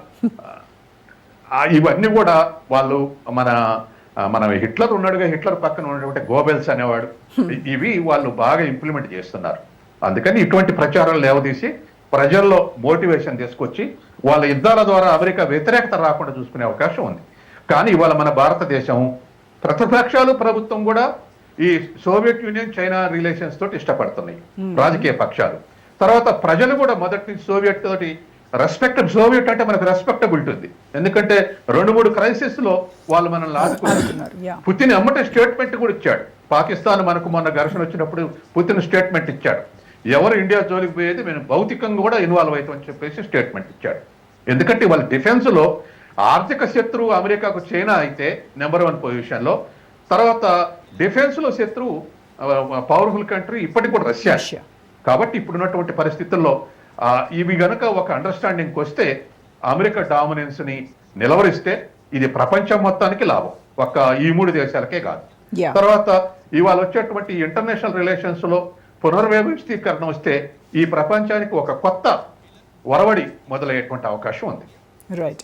సో గిరిధర్ గారు, మన దేశం చైనాతో ఇప్పుడు అక్కడ జిన్పింగ్ మన ముర్ముకి లేఖ రాయడం కావచ్చు, దానిలో రాజకీయ, సామాజిక, ఆర్థికపరమైనటువంటి అంశాలన్నీ కూడా రాయడము, ఇవన్నీ చూస్తే ఫ్యూచర్లో బ్రిక్స్, SCO వంటి అంతర్జాతీయ వేదికలపైన చైనా భారత్ భాగస్వామ్యం ఏ విధంగా ఉండబోతుంది అంటారు? ఎవరి అవసరాల దృష్ట్యా వాళ్ళు ఆ అవసరాలకు కావలసినంత మేరకు, అవసరాలు ఉన్నంత వరకు సో కాల్డ్ మైత్రి అన్నది వాళ్ళు ప్రకటిస్తారు, అంతకుమించి ఏమీ లేదు. ఎవరి ఇంట్రెస్ట్స్ ఉంటే దాని ప్రకారం చేస్తారు. సడన్గా ఈరోజు చైనాకి మన మీద ఎందుకు అంత ప్రేమ పుట్టుకొచ్చింది? అవసరం. మనం డ్రాగన్ అండ్ ఎలిఫెంట్ ట్యాంగో అని రాశాడు. ఎందుకు రాశాడు ఆయన? మరి గల్వాన్లో వచ్చే ఉదంతం ఏంటి? దలై లామా గారి విషయంలో మనకు ఆయన ఇచ్చిన లెక్చర్లు ఏంటి? వాళ్ళ స్పోక్స్ పర్సన్ ఇచ్చే లెక్చర్లు ఏంటి? కాబట్టి చైనా తోటి మనకు చూస్తే కనుక కోర్స్ చైనా చాలా పెద్ద ప్రొడక్షన్ వార్ హౌస్ అది. వాళ్ళ దగ్గర నుంచి మనకు చాలా నేర్చుకోవాల్సిన అంశాలు మనకు ఉన్నాయి. ఈరోజు 3D ప్రింటింగ్ చేస్తున్నారు. 10 రోజులు 15 రోజుల్లో ఒక 100 బెడ్ హాస్పిటల్ తయారు చేస్తున్నారు. కాబట్టి చాలా నేర్చుకోవాల్సిన అంశాలు ఉన్నాయి. దాన్ని ఎప్పుడు కాదనడానికి వీల్లేదు, గౌరవించాలి దాన్ని. కాకపోతే వాళ్ళు ప్రతిదీ అస్త్రంగా వాడుకుంటున్నారు. ఈరోజు బ్రహ్మపుత్ర నీళ్ళని ఆపేస్తున్నారు. అక్కడ వరదలు తెచ్చేటువంటి పరిస్థితి మనకు చేస్తున్నారు. అక్కడ కెమికల్స్ మిక్స్ చేస్తున్నారు. మనకు అరుణాచల్ ప్రదేశ్కి వచ్చేసరికి చాలా కంటామినేషన్స్ వస్తున్నాయి. ఇలా చాలా చేస్తున్నారు. ప్రతి అంశంలో ఇది చేస్తున్నారు. మన వాంగ్ ఈ భారతదేశానికి వచ్చినందుకు మనకేమో వరాల జల్లు కుదిర్చి వెళ్ళాడా? ఎందుకు సడన్గా ఎందుకంత ప్రేమ పుట్టుకొచ్చింది వాళ్ళకి? ఇది ప్రశ్నించాలి. మనకు అడ్వర్సరీ చైనానే. అమెరికా ఎక్కడో కూర్చుంది. అమెరికా చైనాతో యుద్ధం చేయాలంటే కనీసం ఒక 2000 మైళ్ళ పెసిఫిక్ ఓషన్ ఉంది. వాళ్ళకి పెద్ద ఇబ్బంది లేదు. మనకు ప్రాబ్లం ఇది. ఆల్రెడీ జయశంకర్ గారు, రాజ్నాథ్ సింగ్ గారు, తర్వాత మనకు అజిత్ దోవల్ గారు బీజింగ్ వెళ్ళినప్పుడు అడిగారు ఇది. అప్పుడు ఇవ్వలేదే వాళ్ళు, ఇక్కడికి వచ్చేకి ఇచ్చాడు. ఎందుకంటే వాళ్ళని మనల్ని వాడుకునే ప్రయత్నం వాళ్ళు చేస్తున్నారు. ఈరోజు మనం అమెరికాతో ఇబ్బందులో ఉన్నామని వాళ్ళకు తెలుసు. రేపటి రోజు అమెరికా వాళ్ళ మీద ఇటువంటి ఏదైనా చర్యలు చేస్తారో అన్న ఒక థ్రెట్ వాళ్ళకు ఉన్నది. కాబట్టి అమెరికాని కౌంటర్ చేయడానికి, మనం అమెరికా దగ్గరకు వెళ్లకుండా ఉండడానికి వాళ్ళ ఇంట్రెస్ట్ వాళ్ళు కలుపుతున్నారు. రైట్. మనకు ఏమంటారంటే మన ఇండస్ట్రీ అందరూ కూడా, మన ఈవీ ఇండస్ట్రీ వాళ్ళందరూ వాళ్ళ మీద ఆధారపడుతున్నారు, చైనా మీద. మనకు బ్యాటరీస్ రాలేదు, బ్యాటరీస్ బ్యాన్ చేసింది చైనా. మన డెలిగేషన్ అందరూ వెళ్ళారు, అక్కడ వెళ్ళి రిక్వెస్ట్ చేశారు, ఇవ్వలేదు వాళ్ళు. అలాగే మన రాజ్నాథ్ సింగ్ గారు, తర్వాత జయశంకర్ గారు బీజింగ్ వెళ్ళినప్పుడు అడిగారు, ఇవ్వలేదు వాళ్ళు. ఇప్పుడు ఇచ్చారు వాళ్ళు. కాబట్టి వాళ్ళు చేసేది వాళ్ళ రాజకీయాలు వాళ్ళు చేస్తారు, వాళ్ళ ఇంట్రెస్ట్ కోసం వాళ్ళు చేస్తారు. మనకు ఇంకా వెనక్కి వెళ్ళి చూసామంటే మనకు రమారమి 2004, 2003 ఆ ప్రాంతంలో చూసామంటే మన ఇద్దరి ట్రేడ్ ఆల్మోస్ట్ బ్యాలెన్స్ ఉండింది, కొద్దిగా వాళ్ళ ఫేవర్లో ఉండింది, పెద్దగా డిఫరెన్స్ లేవు. 10 సంవత్సరాల్లో వాళ్ళకి బానిసలు అయిపోయాం. APIs అంటారు, యాక్టివ్ ఫార్మస్యూటికల్ ఇంగ్రీడియంట్స్. ఈరోజు మనం డ్రగ్స్ అని తయారు చేస్తున్నాం. మనకు రెడ్డి ల్యాబ్స్, నోవార్టిస్, మనకు GVK ఇన్ని చాలా ఉన్నాయి కదా. వీళ్లకు దాన్ని మ్యానుఫ్యాక్చర్ చేయడానికి కావాల్సిన ఇన్పుట్స్ ఏవైతే ఉన్నాయో ఆల్మోస్ట్ 80% చైనా నుంచి వస్తాయి. సి విటమిన్ టాబ్లెట్స్, మనకు కరోనా వచ్చినప్పుడు సి విటమిన్ తినాలన్నారు, సి విటమిన్ మాయమైపోయాయి, వాళ్ళు ఇవ్వడం మానేశారు. బీజింగ్ ఒలింపిక్స్ ఉన్నప్పుడు వాళ్ళు ఫ్యాక్టరీలు బంద్ చేశారు, అక్కడ పొల్యూషన్ ఉండకూడదని. మన దేశంలో సి విటమిన్లు మాయమైపోయినాయి. కంప్లీట్గా వాళ్ళ మీద ఆధారపడేలాగా చేశారు. ఇక్కడ యూనియన్లను పెట్టి వాళ్ళు మనకున్నటువంటి మ్యానుఫ్యాక్చరింగ్ అంతా కుదేలు చేశారు వాళ్ళు. అలాగే వాళ్ళ లా ఆఫీసర్స్ వీళ్ళ మీద పనికిమాలిన లీగల్ కేసులు పెట్టడం. ఈ పెన్సిళ్ళు, రబ్బర్లు కూడా మనం తయారు చేసుకునే దుస్థితిలో ఉన్నాము మనమమ్మ. ఏమంటారంటే వాళ్ళకి చాలా ఎఫిషియెంట్గా ఉన్నారు, వాళ్ళ జీతాలు చాలా గొప్పగా ఉన్నాయి, చాలా తక్కువ జీతాలు కాబట్టి వాళ్ళు చేస్తున్నారంట. వాళ్ళకి ఫస్ట్ లేబర్ లాస్ లేదు. ఇక్కడ కమ్యూనిస్టులు చాలా చెప్తారు కానీ వాళ్ళు 9 నుంచి 9 దాకా పనిచేయాలి, వాడికి ఏం హక్కులు లేవు. 6 రోజులు పనిచేయాలి. మన దేశంలో హక్కులు ఉన్నాయి. ప్లస్ వాళ్ళ జీతాలు మనకంటే చాలా ఎక్కువ, అమెరికా జీతాల కంటే తక్కువ, కానీ మనకంటే చాలా ఎక్కువ. అయినా కానీ కూడా వీళ్ళు ఇవన్నీ చేసి మన మీద డంప్ చేసి, తక్కువ ధరలు డంప్ చేసి మనల్ని నాశనం చేశారు. కాబట్టి ఈ రోజు మనకు డొనాల్డ్ ట్రంప్తో ఇబ్బంది ఉంది కాబట్టి సడన్గా మనకు చైనా మనకి మిత్రుడు కాదు. వాళ్ళ అవసరాల కోసం వాళ్ళు చేస్తారు, మన అవసరాల కోసం మనం చేస్తాం. ఫర్ ఇన్స్టెన్స్ మనకు టనల్ డ్రిల్లింగ్ మషీన్స్ వాళ్ళ దగ్గర ఉంది, మొనోపలి. అది కూడా వాంగి మనకు అప్రూవల్ ఇచ్చాడు. సో వాళ్ళ రిక్వెస్ట్ ఏంటి, మనం చాలా ఆంక్షలు విధించాం వాళ్ళ మీద. ఇన్వెస్ట్మెంట్స్ చేయాలి. BYD ఫర్ ఇన్స్టెన్స్, BYD వాళ్ళ కార్ ఉంది, చాలా బ్యూటిఫుల్ కార్. అది నేను ఒప్పుకోవాల్సిందే. వీళ్ళ టెస్లా కార్ కంటే కూడా చూస్తే, అమెరికాలో చాలా వాటి కంటే కూడా చూస్తే చైనా చాలా అడ్వాన్స్గా ఉంది. వాళ్ళకి ఎన్నో అంశాల్లో చాలా అడ్వాన్స్గా ఉన్నారు. మన దేశంలో డంప్ చేస్తే కన్నా తట్టుకునే పరిస్థితి ఈరోజు లేదు మనకి. కాబట్టి మనం ఆ క్షమత పెంచుకున్న తర్వాతే దాన్ని ఏమైనా చేయగలం. కాబట్టి మనం ఆచితూచి వ్యవహరిస్తున్నాం. ఎక్కడ పర్మిట్ చేయగలమో అక్కడ పర్మిట్ చేస్తాము, ఎక్కడ పర్మిట్ చేయకూడదో అక్కడ పర్మిట్ చేయం. మనకు బొమ్మలు, టాయ్స్ మనకు 3 సంవత్సరాల క్రితం వరకు, అంటే 2004 నుంచి 2020 దాకా అనుకుందాం, నెట్ ఇంపోర్టర్ అన్ని చైనా నుంచి ఇంపోర్ట్ చేసుకునేవాళ్ళం. మన దీపావళి పటాకుల దగ్గర నుంచి, గణపతి బొమ్మల దగ్గర నుంచి అన్ని ఇంపోర్ట్ చైనా నుంచి చేసుకునేవాళ్ళం. ఫస్ట్ టైం 3 ఏళ్ల క్రితం నుంచి ఇప్పటి వరకు, 3 ఏళ్ల క్రితం ఫస్ట్ టైం మనం దాన్ని రివర్స్ చేసాం. ఇప్పుడు స్టోరీ కట్ చేస్తే మన ఇంపోర్ట్స్ 20% పడిపోయినాయి, మన ఎక్స్పోర్ట్స్ 70% పెరిగినాయి. సో ఉల్టా మనం చేయగలుగుతాం. సో ఒక్కొక్క ఇండస్ట్రీలో మనం మళ్ళీ మన స్పేస్ మనం పుంజుకుంటున్నాం. ఇప్పుడిప్పుడే ఎదుగుతున్నామా. కాబట్టి చైనాని కంప్లీట్గా ఓపెన్ చేసే పరిస్థితి లేదు. కానీ చైనాకు మనకు ఇద్దరికీ ఉన్నటువంటి కామన్ ఇప్పుడు ఉన్నటువంటి సమస్య డొనాల్డ్ ట్రంప్, కాబట్టి దాన్ని నివారించడానికి కొన్ని టాక్టికల్ ఒప్పందాలు ఉంటాయి. టాక్టికల్గా ఒకరినొకరిని ఏదో మనకు కావాల్సినటువంటి చేసుకుంటాము. బట్ చైనాని ఎప్పుడూ నమ్మేటువంటి పరిస్థితి లేదు. చైనా విస్తారవాదం, అది భూమి మీద కానీ సముద్రం కానీ ప్రతి సంవత్సరము పొలిట్ బ్యూరోకి మేము ఈ సంవత్సరం 5 కిలోమీటర్లు 5 చదరపు కిలోమీటర్లు 50 చదరపు కిలోమీటర్లు కబ్జా చేసుకున్నామని చెప్పుకుంటూ ఉండాలి. మనం ఏంటి స్టేటస్ కో దేశం, మమ్మల్ని ఎవరు మీరు ముట్టకుండా ఉంటే మేము హాయిగా ఉంటాం, మీరు హాయిగా ఉండండి, అలా ఆలోచన చేసేటువంటి మన దేశం. కానీ చైనా ఒక విస్తారవాద దేశం, కాబట్టి ఎప్పుడు అప్రమత్తంగా ఉండాలి. ఈ రోజు చైనా మనతోటి మాట్లాడుతున్నాడు అంటే కనుక వాళ్ళ హాన్ చైనీస్ సోల్జర్స్ అక్కడ చనిపోతున్నారు, సరిహద్దుల్లో ఆక్సిజన్ లేక తట్టుకోలేక చనిపోతున్నారు. వాళ్ళు వెనక్కి వెళ్ళాలి. కాబట్టి ఏదో విధంగా ఒప్పందాలు చేసుకునే ప్రయత్నం చేస్తున్నారు. వాళ్ళ ఎకానమీ దెబ్బతింటోంది, అమెరికా ప్రత్యామ్నాయాలు ఏమైనా వస్తున్నాయి. కాబట్టి భారతదేశం వాళ్ళకి చాలా ఇప్పుడు అవసరం వచ్చింది. అవసరం తీరిన తర్వాత బహుశా మళ్ళీ మన మీద చేయొచ్చు. అందుకని మనం కూడా ఆచితూచి వ్యవహరిస్తున్నాం. మన సైన్యాన్ని తగ్గించలేదు మనం. మన సైన్యం సరిహద్దుల్లో ఇప్పుడు అదే మోతాదులో ఉంది. పైపెచ్చు మనం మియన్మార్లో ఒక యాక్షన్ చేసాం రీసెంట్గా. యాక్షన్ వెళ్ళి అక్కడ ఉన్నటువంటి స్థావరాల మీద దాడి చేశామని మనం చెప్పలేదు, మనమే చేసాం. అది మన డ్రోన్స్ వెళ్ళి కొట్టే. దాంట్లో కొంతమంది పిఎల్ఏ సైనికులు కూడా చనిపోయారు. మనం చేసామని చెప్పలేదు కదా. వాళ్ళు కూడా పిఎల్ఏ సైనికులు అక్కడ ఎలా ఉన్నారు వాళ్ళు కూడా చెప్పలేరు. మయన్మార్ ఎలా వచ్చారు వాళ్ళు, కాబట్టి వాళ్ళు చెప్పలేదు, మనం చెప్పలేదు. ఆ దాడి చేసి వాళ్ళని చంపిన తర్వాత అప్పుడు మన జయశంకర్ గారు రాజ్నాథ్ సింగ్ వెళ్ళారు. అంటే బలవంతుడికి వాళ్ళు మాట్లాడతారు. మనం వీక్గా ఉన్నామంటే కానీ మనల్ని వాళ్ళు ఒక ఆట ఆడుకుంటారు. సో మనం కూడా అదే చేస్తున్నాం. ఒక సైడ్ మన బల ప్రదర్శన చూపిస్తున్నాము, రెండో సైడ్ అవసరం ఉన్నప్పుడు మనం చేయగలుగుతున్నాం. కాబట్టి చాలా ప్రాగ్మాటిక్గా మనం వెళ్తున్నాం. చైనాని భయపడట్లేదు, ప్లస్ చైనా తోటి శత్రుత్వం కూడా పెట్టుకోవట్లేదు. ప్రాక్టికల్గా మనకి ఎంత అవసరం ఉందో అంత అవసరం మాత్రమే వాళ్ళతో మనం పెట్టుకుంటున్నాము. దీర్ఘకాలీనమైన జపాన్తో సంబంధాలు ఎలా చూడాలని అంటారు? జపాన్ ప్రాబ్లం ఏంటంటమ్మా, ఇది యాక్చువల్లీ చాలా పెద్ద సబ్జెక్ట్. బహుశా మీరు ఒక సాయంత్రం ఒక గంట సేపు దీన్ని చర్చించాలి. TFR అని ఒకటి ఉంటుందమ్మా, టోటల్ ఫర్టిలిటీ రేట్. అంటే ఆ దేశంలో ఉన్నటువంటి స్త్రీలు వాళ్ళ జీవిత కాలంలో ఎంతమంది పిల్లల్ని కంటారు, అదొక స్టాటిస్టిక్ ఉంటుంది. 2.1 పిల్లల్ని కనకపోతే దాన్ని రీప్లేస్మెంట్ రేట్ అంటారు. అది ఆ పాపులేషన్ క్షీణించడం మొదలు పెడుతుంది. 2.1 కంటే ఎక్కువ ఉంటే ఆ పాపులేషన్ పెరుగుతుంది. 2.1 చాలా కీలకం. జపాన్లో 1.14 వాళ్ళ పాపులేషన్ పడిపోతుంది. కానీ వాళ్ళు చాలా సేవ్ చేస్తారు, వాళ్ళు ఖర్చు పెట్టుకోరు. వాళ్ళు పరిస్థితి ఏంటంటే మీరు బ్యాంకుల్లో కానీ డిపాజిట్ పెడితే మనకు ఇంట్రెస్ట్ ఇస్తారు కదా, వాళ్ళు 4%, 5%, 6% ఏదో ఇంట్రెస్ట్ వస్తుంది. జపాన్లో మీరు డిపాజిట్ పెట్టినందుకు ఉల్టా వీళ్ళ పైసలు ఇవ్వాలి. ఎందుకు? ఖర్చు పెట్టుకోరు వాళ్ళు, సంపాదిస్తారు కానీ ఖర్చు పెట్టరు. ఆ పైసలు మురిగిపోతున్నాయి, జనాభా లేదు. వాళ్ళ పరిస్థితి ఏంటి? ప్రపంచంలో ఎక్కడో దాన్ని డిప్లాయ్ చేయాలి.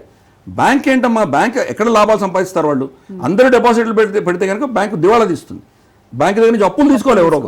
అప్పులు తీసుకున్న దాంట్లో వచ్చేటువంటి ఇంట్రెస్ట్, వీళ్ళు డిపాజిట్కి ఇచ్చే ఇంట్రెస్ట్ మధ్యలో తేడా ఉండాలి. ఆ తేడాల్లో మళ్ళీ కొంత శాతం వాళ్ళ బ్యాంకుని రన్ చేసే సిబ్బందికి ఇచ్చే జీతాలు వీటి అవుతుంది, మిగతాదే వాళ్ళ ప్రాఫిట్.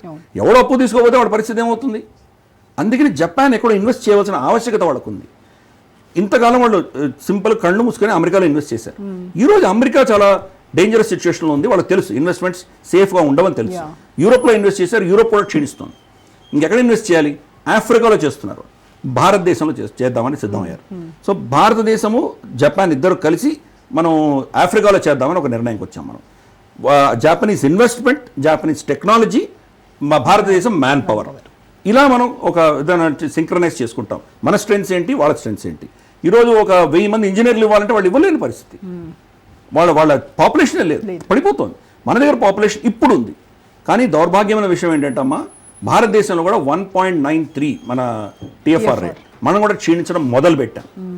ఒకటే సేవింగ్ రేస్ అంటే చైనాది 0.9, అంటే ఒక సగటు స్త్రీ ఒక పిల్లని కూడా కనట్లేదు అక్కడ. మనం 1.93. మనం కూడా పెంచాలి, మన పాపులేషన్ పెంచాలి. ఎస్పెషల్లీ ఇప్పుడు ఉన్నటువంటి తరం మహా అంటే ఒక పిల్లల్ని కంటున్నారు, ఇంకా కనట్లేదు.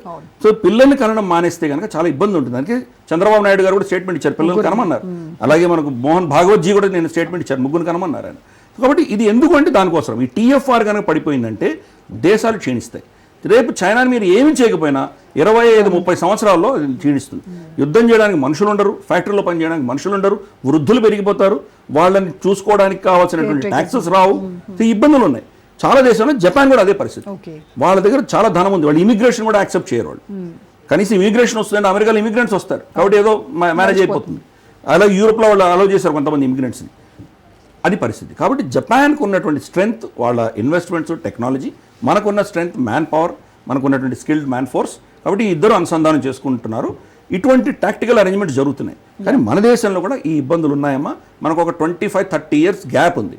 25-30 ఇయర్స్ గ్యాప్ తర్వాత మనం కూడా అదే పంథాలో పడబోతున్నాం. ఓకే, ఇదే సైన్స్ ఏం చెప్తుందంటే 1.4 TFR కనుక వచ్చిందంటే ఆ జనాభాని మళ్ళీ రివర్స్ చేయలేము మనం. 1.4 కంటే పైన ఉన్నప్పుడే దాన్ని రివర్స్ చేయొచ్చు మనం. ఈ రోజు యూరోప్ అంతా, వెస్ట్రన్ యూరోప్ అంతా కూడాను 1.2, 1.3 స్టేజ్కి వచ్చేసాయి. కాబట్టి వాళ్ళని ఎవ్వరూ కాపాడలేదు. సో ఇప్పుడు అక్కడ వాళ్ళ దగ్గర ఎక్కువ వనరులు, ఎక్కువ సంపద ఉంది కాబట్టి మన దాంట్లో ఇక్కడ ఇండియాలో వచ్చేసి 80% మోర్ దాన్ కంపెనీస్ దాన్ని ఎక్స్టెండ్ చేయాలని చూస్తున్నారు. కరెక్ట్. వాడికి ఎక్కడ పెట్టాలి, సేఫ్ ఎక్కడ పెట్టాలి? ఎదుగుతున్నటువంటి దేశం మనది, గ్రోయింగ్ ఎకానమీ, పాపులేషన్ ఇప్పుడు కూడా మన అక్కడ కూడా అవసరార్థం ఏర్పడినటువంటి. కరెక్ట్, అంతే.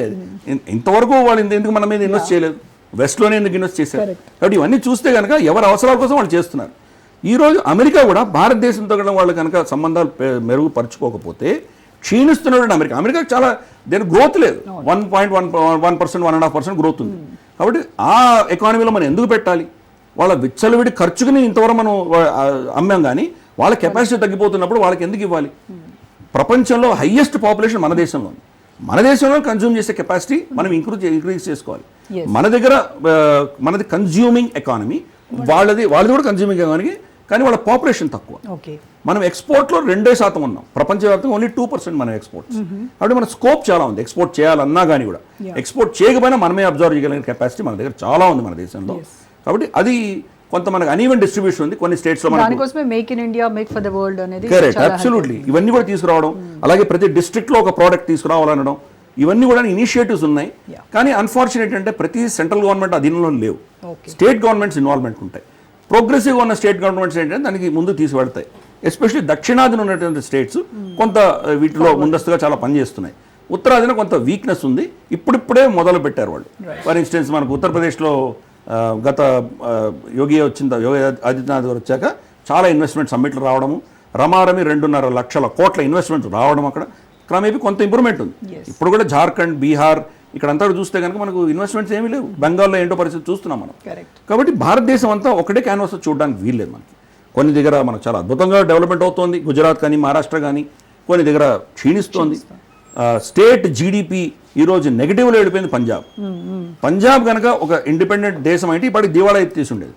భారతదేశంలో ఉంది కాబట్టి వాళ్ళని ఏదో సబ్సిడీ ఇచ్చి మేనేజ్ చేస్తున్నాం మనం. కాబట్టి ఇటువంటి పరిస్థితులు మన దేశంలో కూడా అన్నీ మనం సెంట్రల్ గవర్నమెంట్ బ్లేమ్ చేయడానికి లేదు. సెంట్రల్ గవర్నమెంట్ చేయవలసిన దాంట్లో కూడా ఇంకా చేయవచ్చు, చేస్తారు అని మనం కోరుకుందాం. బట్ స్టేట్ గవర్నమెంట్స్ బాధ్యత కూడా చాలా ఉంది. Thank you so much Giridhar గారు. థ్యాంక్ యూ సార్, సత్యం గారు. సో ఇది ఇవాల్టి special debate. Stay tune to Raj news.